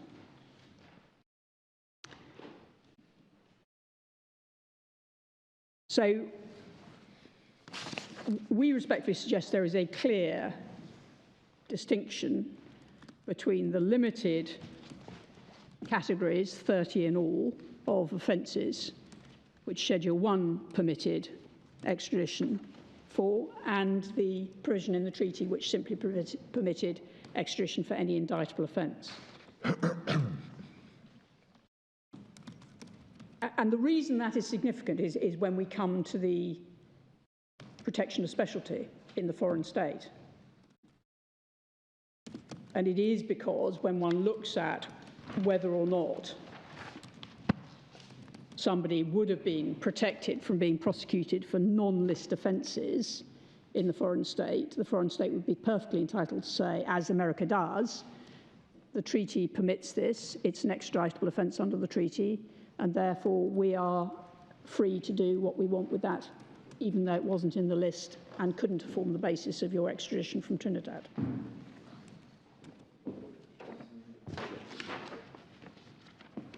And as Mr. Hussain helpfully points out, at 1827, the first schedule, if it requires amendment so as to include offences, that can be done on a case-by-case, offence-by-offence basis.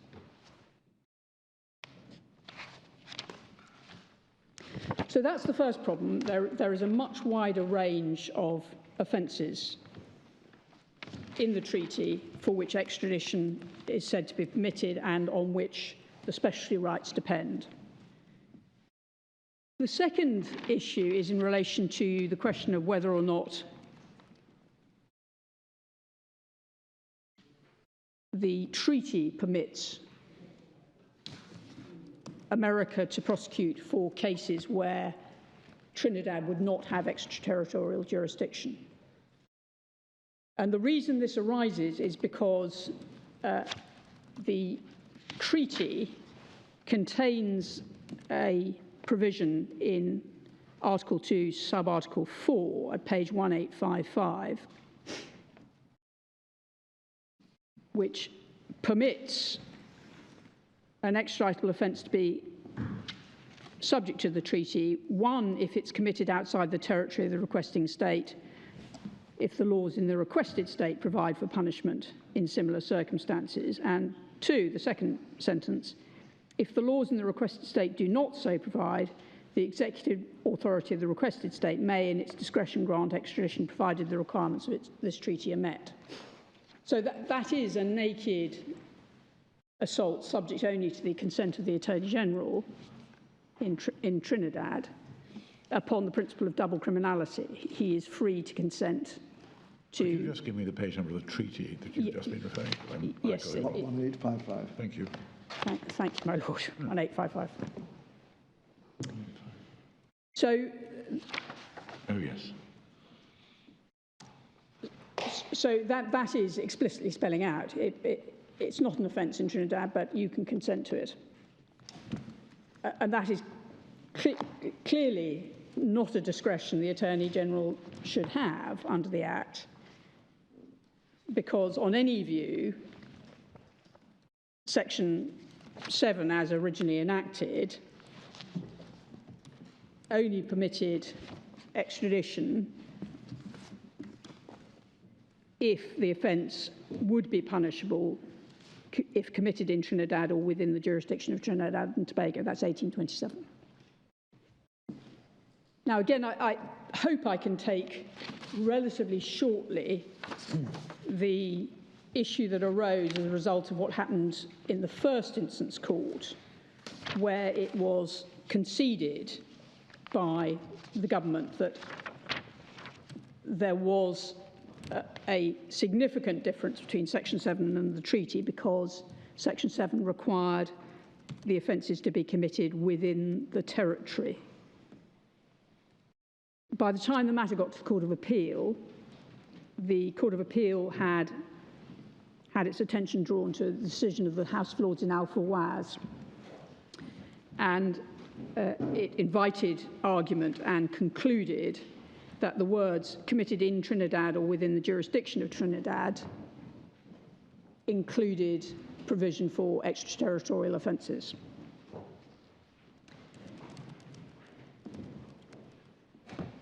The reasoning in Al-Fawaz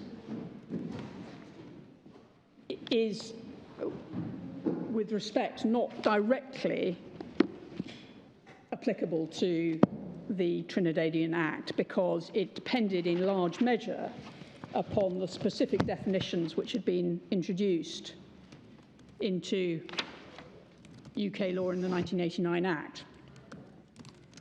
So, for example, I can show your lordships that I think all 5 of the Judicial Committee wrote on the topic, but if we take, for example, Lord Slynn at page 2590,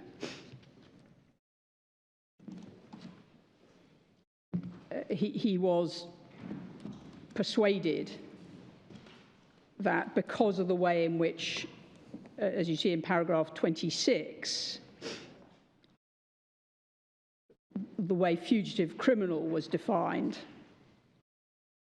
and indeed at page 2591, paragraph 28, the way in which extradition was defined, extradition crime was defined, committed in England or within English jurisdiction, that clearly meant that within jurisdiction, this is paragraph 31, was wider than in the territory of the foreign state. Now, those definitions that he relies on of extradition crime and fugitive criminal just don't appear in the Trinidadian legislation. But I have to accept that the point that each of the law lords accepted did make the existence of extraterritorial jurisdiction plain was the fact that the list included offences against the law of piracy.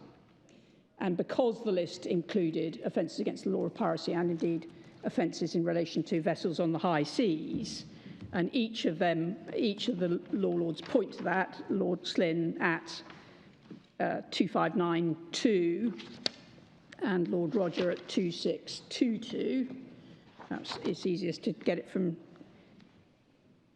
Lord Roger, maybe, is the place to go. So at 2622, Lord Roger points out that the term jurisdiction, which is obviously the term that's used in Section 7 of the Trinidad Act, in contradistinction to territory, could be read narrowly. So it could mean simply within territory, but include ships and aircraft. That's between C and D on page 2622. But as he says at 2623, looking at the list, and this is between F and G, there are 4 items which by their nature could not be committed in England: piracy, sinking or destroying a vessel at sea, assaults on board a ship on the high seas, and revolt or conspiracy.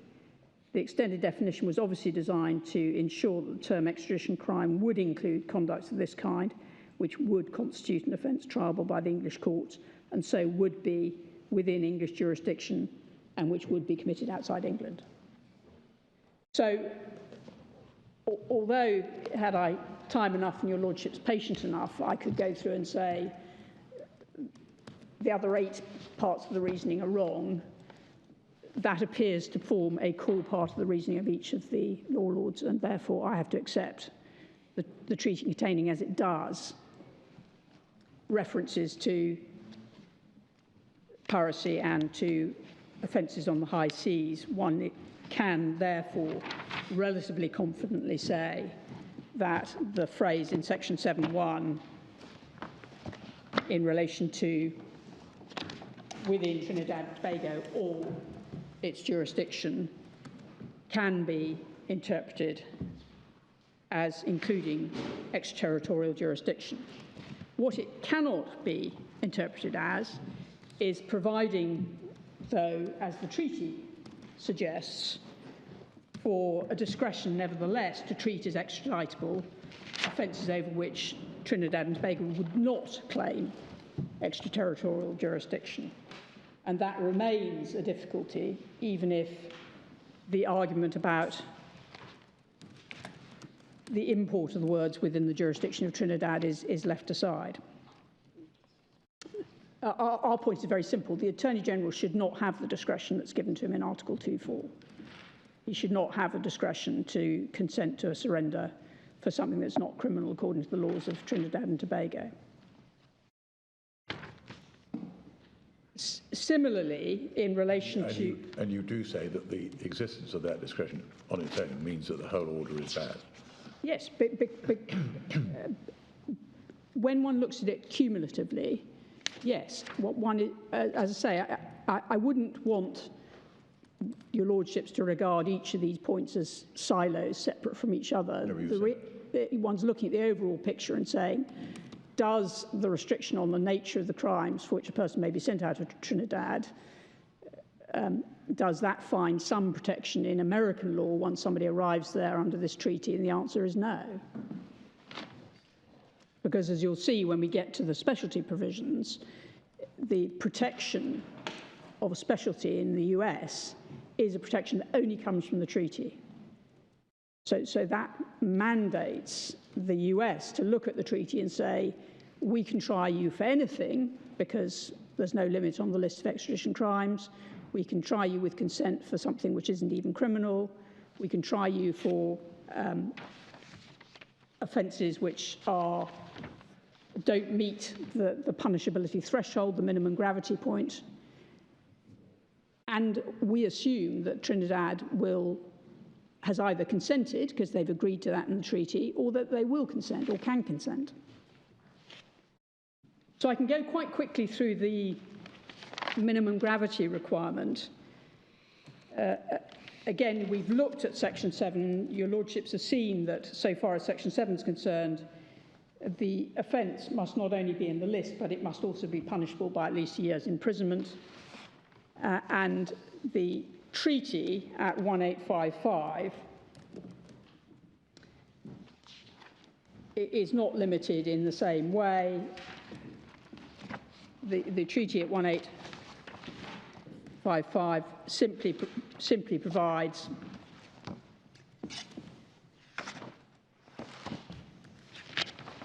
at Article 2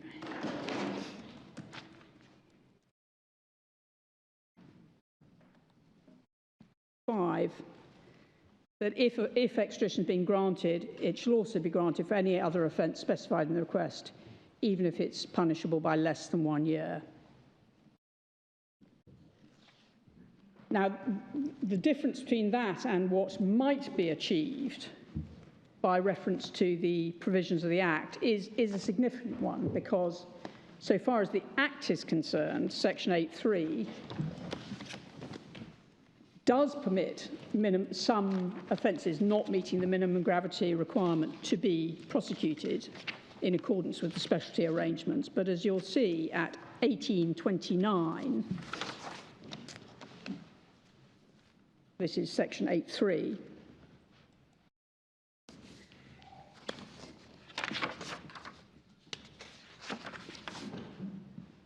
the specialty obligation under the Act, the restriction on return, to which the treaty ought to conform, only allows a lesser offence to be prosecuted if it's been proved by the facts proved before the magistrate. That is an evidential threshold requirement. because the facts proved before the magistrate under Section 13 require to be established to a prima facie standard. And so far from there being, as the treaty would have it, liberty to prosecute any lesser offence, if it's merely specified in the request, it obviates the need for proof of that lesser offence. But that's, again, my Lord Briggs might well say to me, well, you're not going to say that the treaty should be declared ultra vires because of that difference.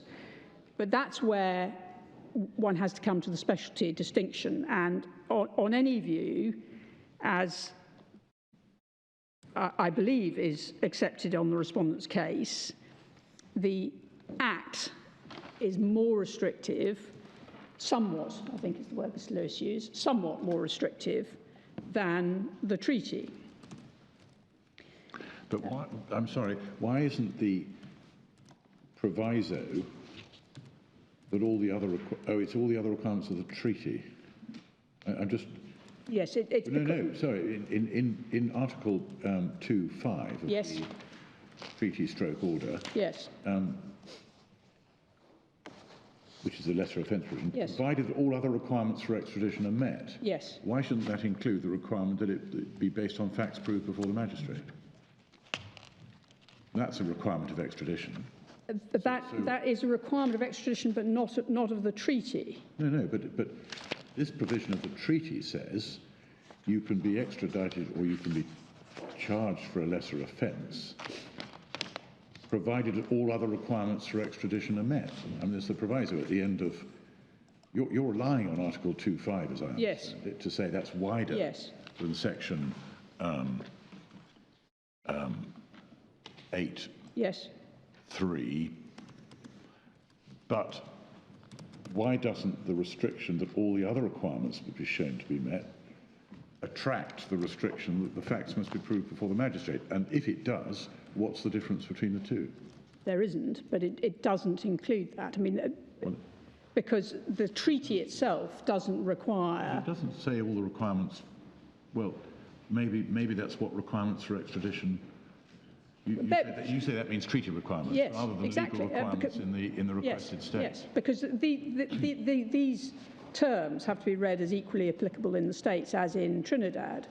So one could be looking at it the other way around. One could be saying, this is what Trinidad's permitted to do.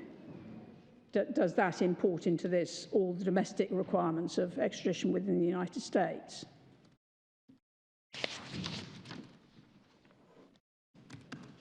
Because it's clear, my Lord, that when one's looking at Article 2, the treaty is defining as between the US and Trinidad and Tobago what an extraditable offence is. It's doing it in a way that is well beyond what an extraditable offence was under the law of Trinidad and Tobago. But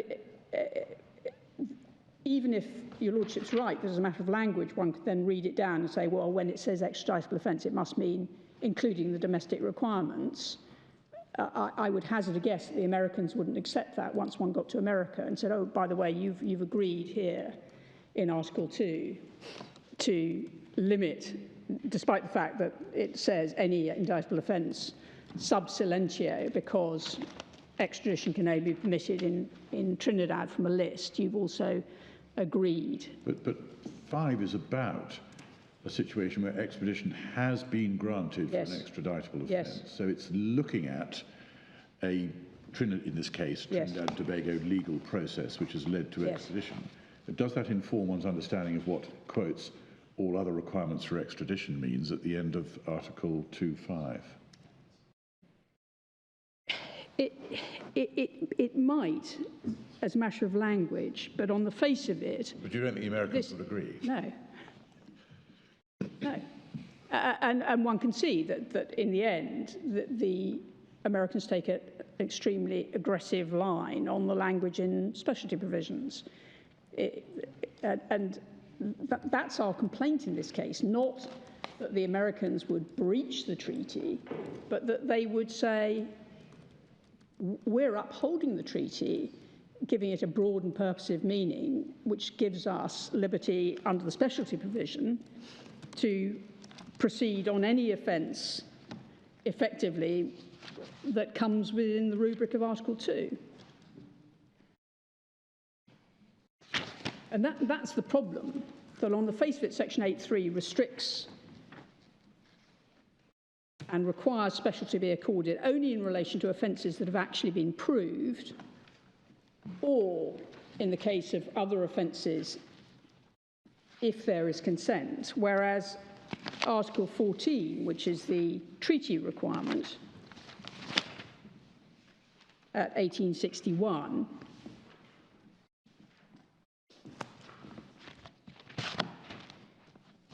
permits specialty for not just the offence for which extradition has been granted in A, but any differently denominated offence based on the same facts on which extradition was granted. And there's case law that based on the same facts means loosely connected in a factual sense when we look at the English cases on the US approach to specialty. And then in addition, an offence in relation to consent subject to the requirement that there may be further documentation required. I should tell your Lordships, just by way of amusement, because it is one of those typos that one wouldn't expect. The reason you've got the 2004 order here, this is the 2004 version of the treaty embodied in the order, is because they'd missed out in the 2000 version the word except. So originally they'd rendered the rule of specialty as saying you can't be tried even for the offence for which you've been returned, because except had been missed out. And then somebody 4 years in realised that you needed except to make it work, and it was corrected. But even with that amusing side note, or not very amusing side note, the reality is that the rule of specialty here embodied is capable of being enforced in a way that would be entirely contrary to the principles in Section 8.3, but which the US would be entitled to conclude was entirely within what was permitted under the domestic law, which depends upon the terms of the treaty and nothing more. And the fact that it does depend upon the terms of the treaty has been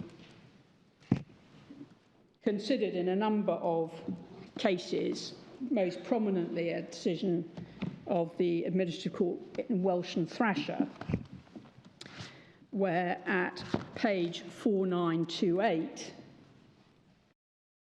the Divisional Court observed that extradition and specialty in the United States was based upon the treaty obligations.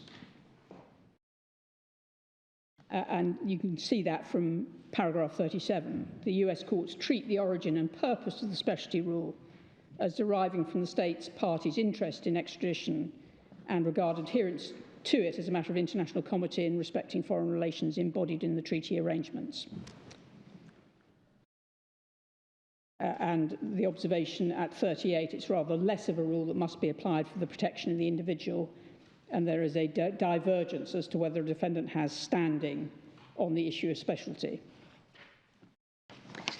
But what it amounts to, and indeed if one goes through Welsh and Thrasher, you will see this happening, that the Americans take a very robust view about what is permitted under specialty, whether within a treaty or outside. So for example, at paragraph 52, page 4932,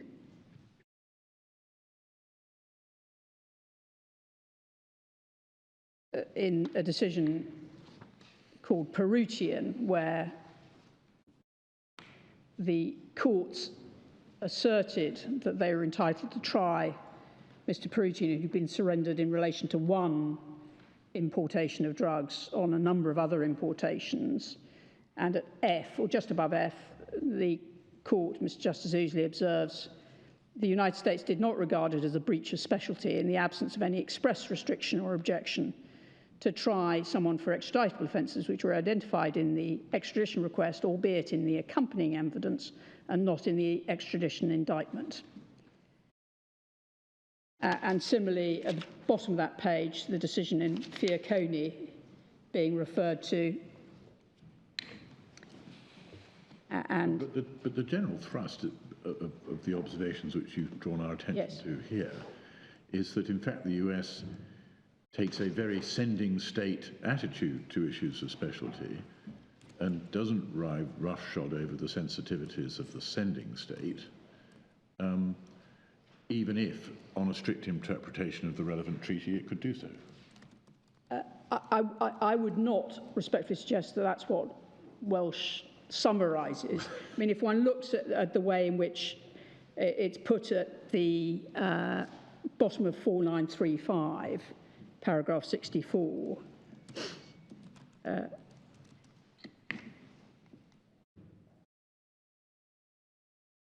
the court that's being cited there is dealing with a Colombian case, and between G and H, having recited the basis of specialty being the rule of international law and deference to the sending state, extradition took place subject to any limitation imposed by the sending or requesting state, but it concluded it was US precedent which governed the application of the specialty doctrine and that treated the doctrine in terms of parallel offences and not parallel facts. So it wasn't necessary for the extradition request to be the definitive document in a case against the accused. Evidence used at trial could be withheld from the request. And similarly, in relation to the issue of consent, the Americans take a fairly robust view on the absence of objection. You can see that from 4937 at paragraph 73, where it suggested that something that was otherwise fairly obviously a breach of specialty, if the Uruguayan court had objected, the US courts would have dismissed the offending counts, but this was not an instance of consent merely being inferred, but a conclusion there was actual consent inferred from the circumstances. The absence of express objection was relevant but not determinative.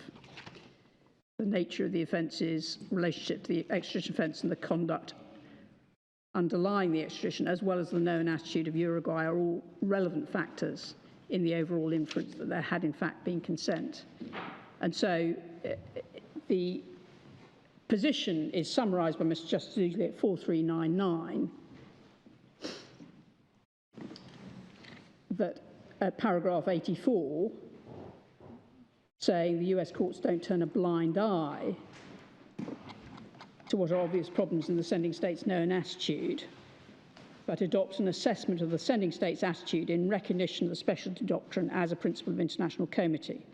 But the courts did not treat it as a technical hurdle devised for the benefit of properly convicted criminals, enabling them to take points which truly belong to the sending state and which the courts infer the sending state does not take. But that then places, as indeed the extraterritorial discretion on the Attorney General, that places Article 14 to be considered as giving the opportunity to the Attorney General to consent or to be taken to have consenting in circumstances where, on any view, that would not be permitted under Section 8.3. So again, I repeat the same point. The Attorney General is not entitled, under the constitutional arrangements in Trinidad, to consent to a trial for a non-extraditable offence.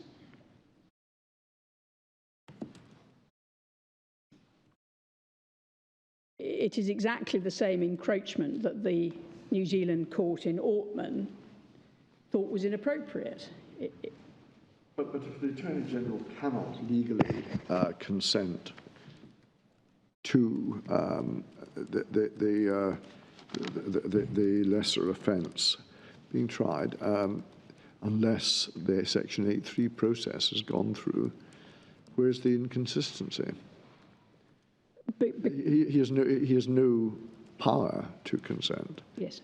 The inconsistency lies in the fact that the treaty nevertheless gives, as a matter of the international agreement, gives him that opportunity to consent. And as I said, it's not simply That's on in the international plane he may have the right to consent, but he cannot. Yes. He has no power domestically to consent at all. But that's the problem is not in Trinidad. The problem is in the United States. No, the problem's in Trinidad because the United States cannot act without that consent. The consent would be given in Trinidad, and it cannot be given without a Section 8.3 process. That's right, but once he's returned to the United States, then the United States can choose to add charges, and we'll have to consider whether by adding charges it's consistent with the specialty arrangements within the treaty. And that is where the problem arises, because the United States legitimately will say, these are treaty-based offences which we're going to add. They were, because we take an expansive view of these words, based on the same facts. That's 14.1a.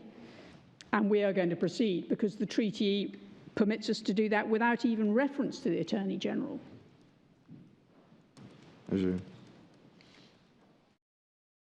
And that's why I come back to the point I started with. The purpose of the conformity requirement is not just to provide protection under the domestic law, because 8.3 does that handsomely, but to provide protection in the United States to make sure that the United States has no liberty under the treaty to go beyond 8.3.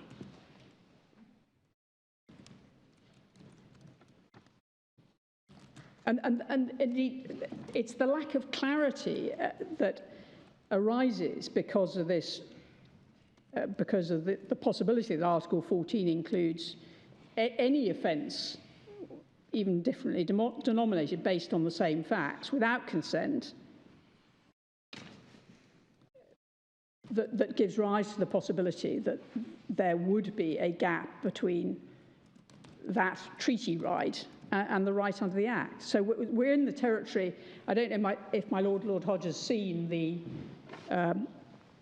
what happened in Zane Dean when it went back to the High Court of Justiciary, but again, it's the point that arises there, at least in the view of the majority, that you have this difficulty that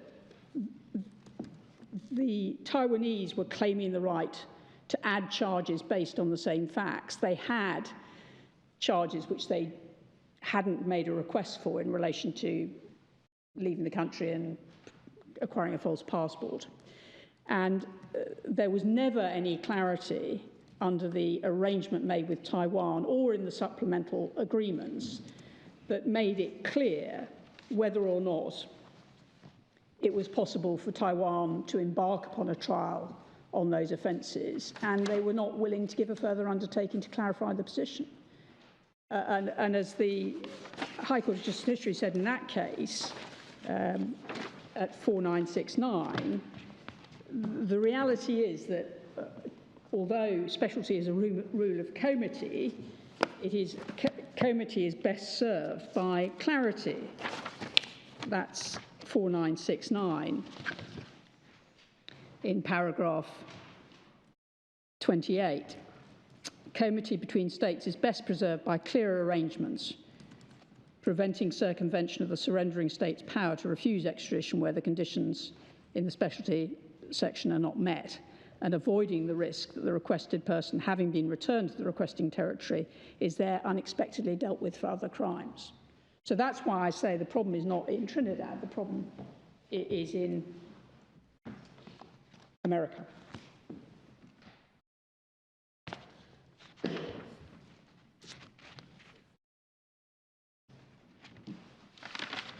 There is no suggestion, as I say, that the US would act in breach of the treaty. The problem is they might act in what they regard as complete conformity with it.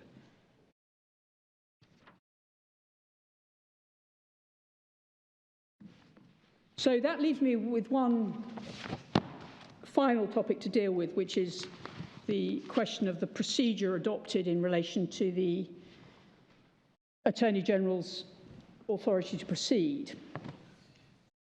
And as the board knows, the position is that we submit that the process adopted by the attorney was conspicuously unfair and required,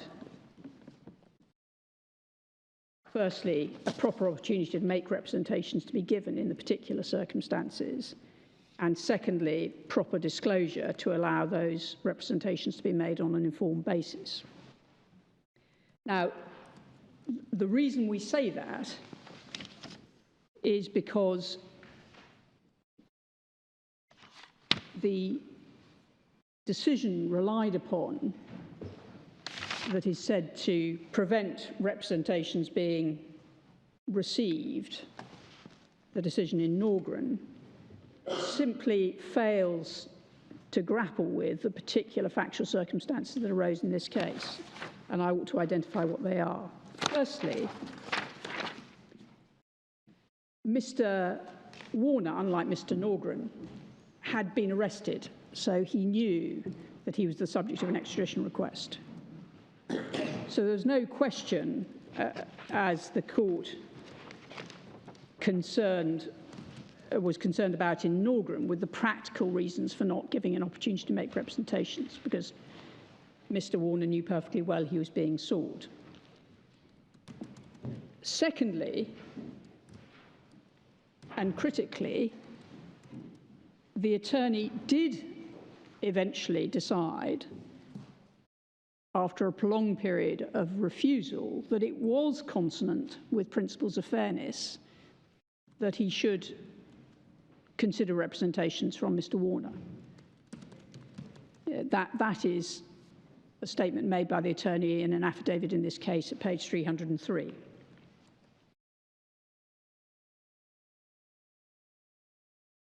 That is, we respectfully suggest, an inevitable, perhaps we just look at 303, that's the consonant with fairness point, it's paragraph 6, top of the page. In the peculiar circumstances of this case, it would be consonant with the principles of fairness for me to permit the claimant to make representations as to whether I should issue the ATP. And so you have the extraordinary sequence of events, which is probably best summarised there, that they write on the 14th of September, asking for a response by 4 p.m. The documents, in fact, arrive at 15:47, so 13 minutes before that deadline expired. And then, having pointed out that they'd had 13 minutes to consider the documents and to respond, the deadline was, I don't believe it's set out here, but I can tell your lordships that the deadline was extended to noon on the 16th of September, and given the timing, that allowing less than 24 hours to make either consider the documents or to make representations, Mr. Warner declined to make representations. Now that, in our respectful submission, clearly does not represent a timetable for consultation or representations that's consistent with the principles of natural justice. Did you say less than 24 hours?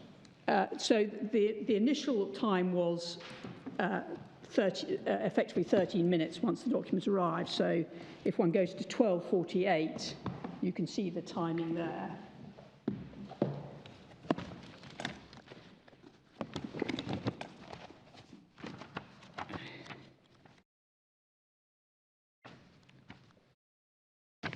This is the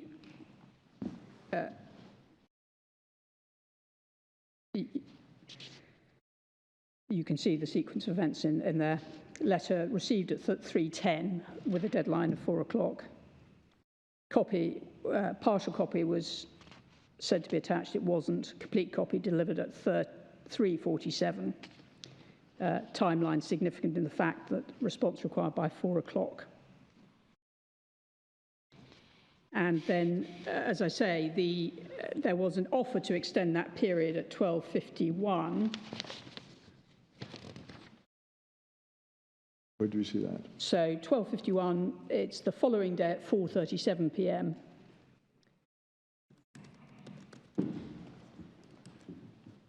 So they've missed the deadline, and they are then asked again 24 hours or so later. It is said you've had 24 hours to answer the question, but by then everyone's assuming they've missed the deadline. And he says it's not unreasonable to insist upon an unambiguous answer no later than 12 p.m. tomorrow. In other words, again, a less than 24-hour deadline.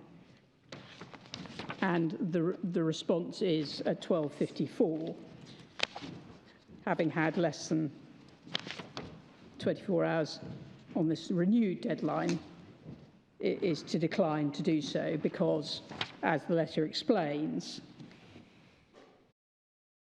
Mr. Warner has by then been under provisional arrest for 113 days. And what is being required in order to accept representations is an agreement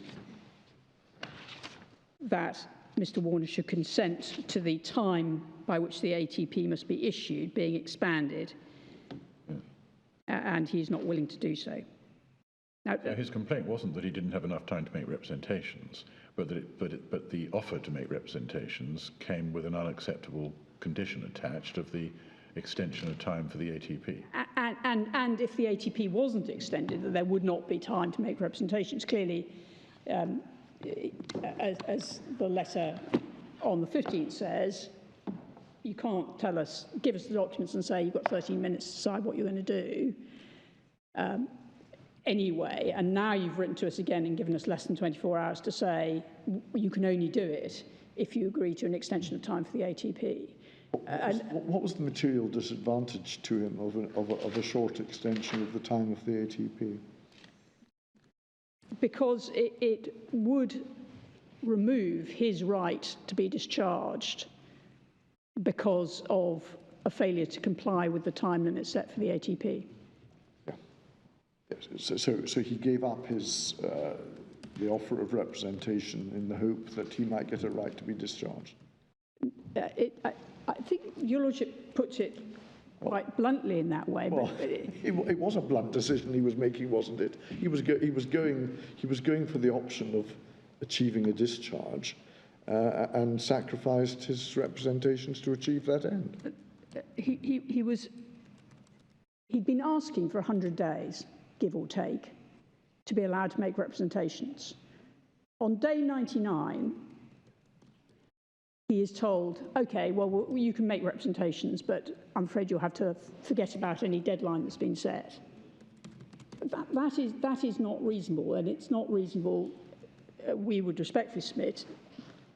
Absent the Attorney General's offer, are you saying there was an obligation on the state to allow him to make representations? You are? Yes, particularly if they're right about the ouster and conclusive evidence clauses, because then the only remedy that he had was to appeal to the Secretary, to appeal to the Attorney General and say, the courts can't consider this. You're the authority who's concluded a treaty which is unequal and exposes me to risk in the United States. Therefore, it's to you I need to look for my remedy if, as you say, the courts are bound by the ouster clause and by the conclusive evidence provision so that they can't consider it. So this was an exceptional case where, at least on the Attorney General's analysis of the legal position, he was the only source of a remedy that was available to try and prevent the treaty being given effect to and permitting the extradition process to go forward.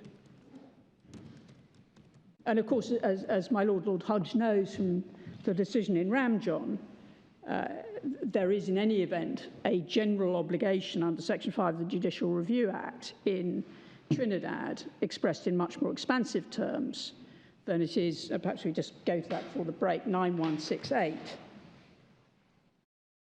the right to judicial review is statutorily enhanced by the provisions which require a person exercising public duties. Sorry, the page again? My Lord, 9168. We haven't got 9,000. Oh, I'm so sorry. No, sorry. I am reading the case flag number, and I will give you the page number instead.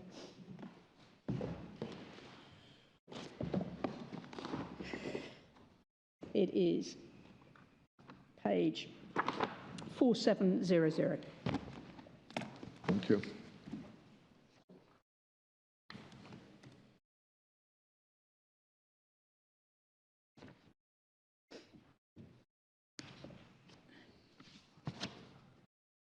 Sorry, what's the paragraph which... It's, the Act itself is set out at two-thirds of the way down, just above G. Yes. So, public authority, exercise of public duty, perform in accordance with the principles of natural justice in a fair manner.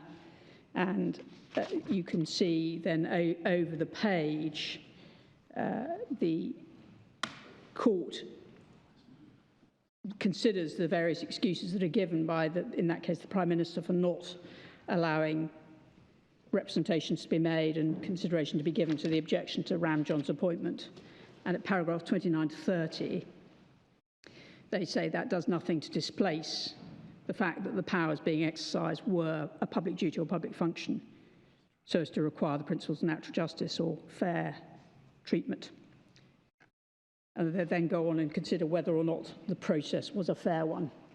That's paragraph 30.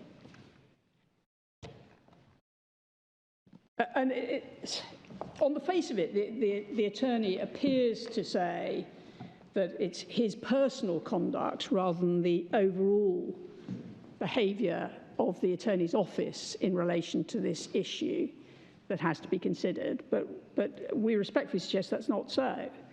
That in the end, if, as the attorney himself says, it's consonant with the principles of fairness to hear representations, then that is an offer that should have been made earlier in the 100-day plus period, and it should have been accompanied by the opportunity to do so without being required to give up the time limit that the magistrate had set for the ATP to be received.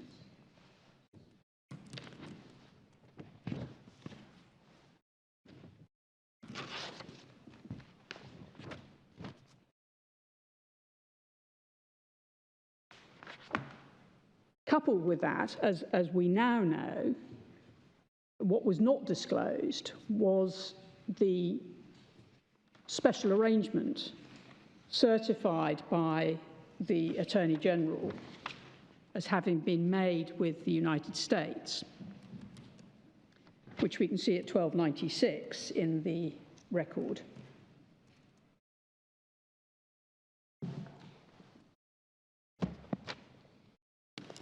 Which is a separate source of concern because the attorney, sorry, 1296, 1289, I'm sorry, a bad reference. 1289, this is a certificate relied upon as conclusive evidence of the existence of an arrangement conforming to section 8.3, as you can see, dated the 21st of September, which is the same day that the authority to proceed was issued. Now, that's never been disclosed, despite the request for it to be so. Perhaps if I just take 5 minutes after the lunch break, I'll explain why we say that also should have been provided as part of the consideration being given to whether an ATP should be issued, whether an authority to proceed should be issued. Thank you. Board will adjourn.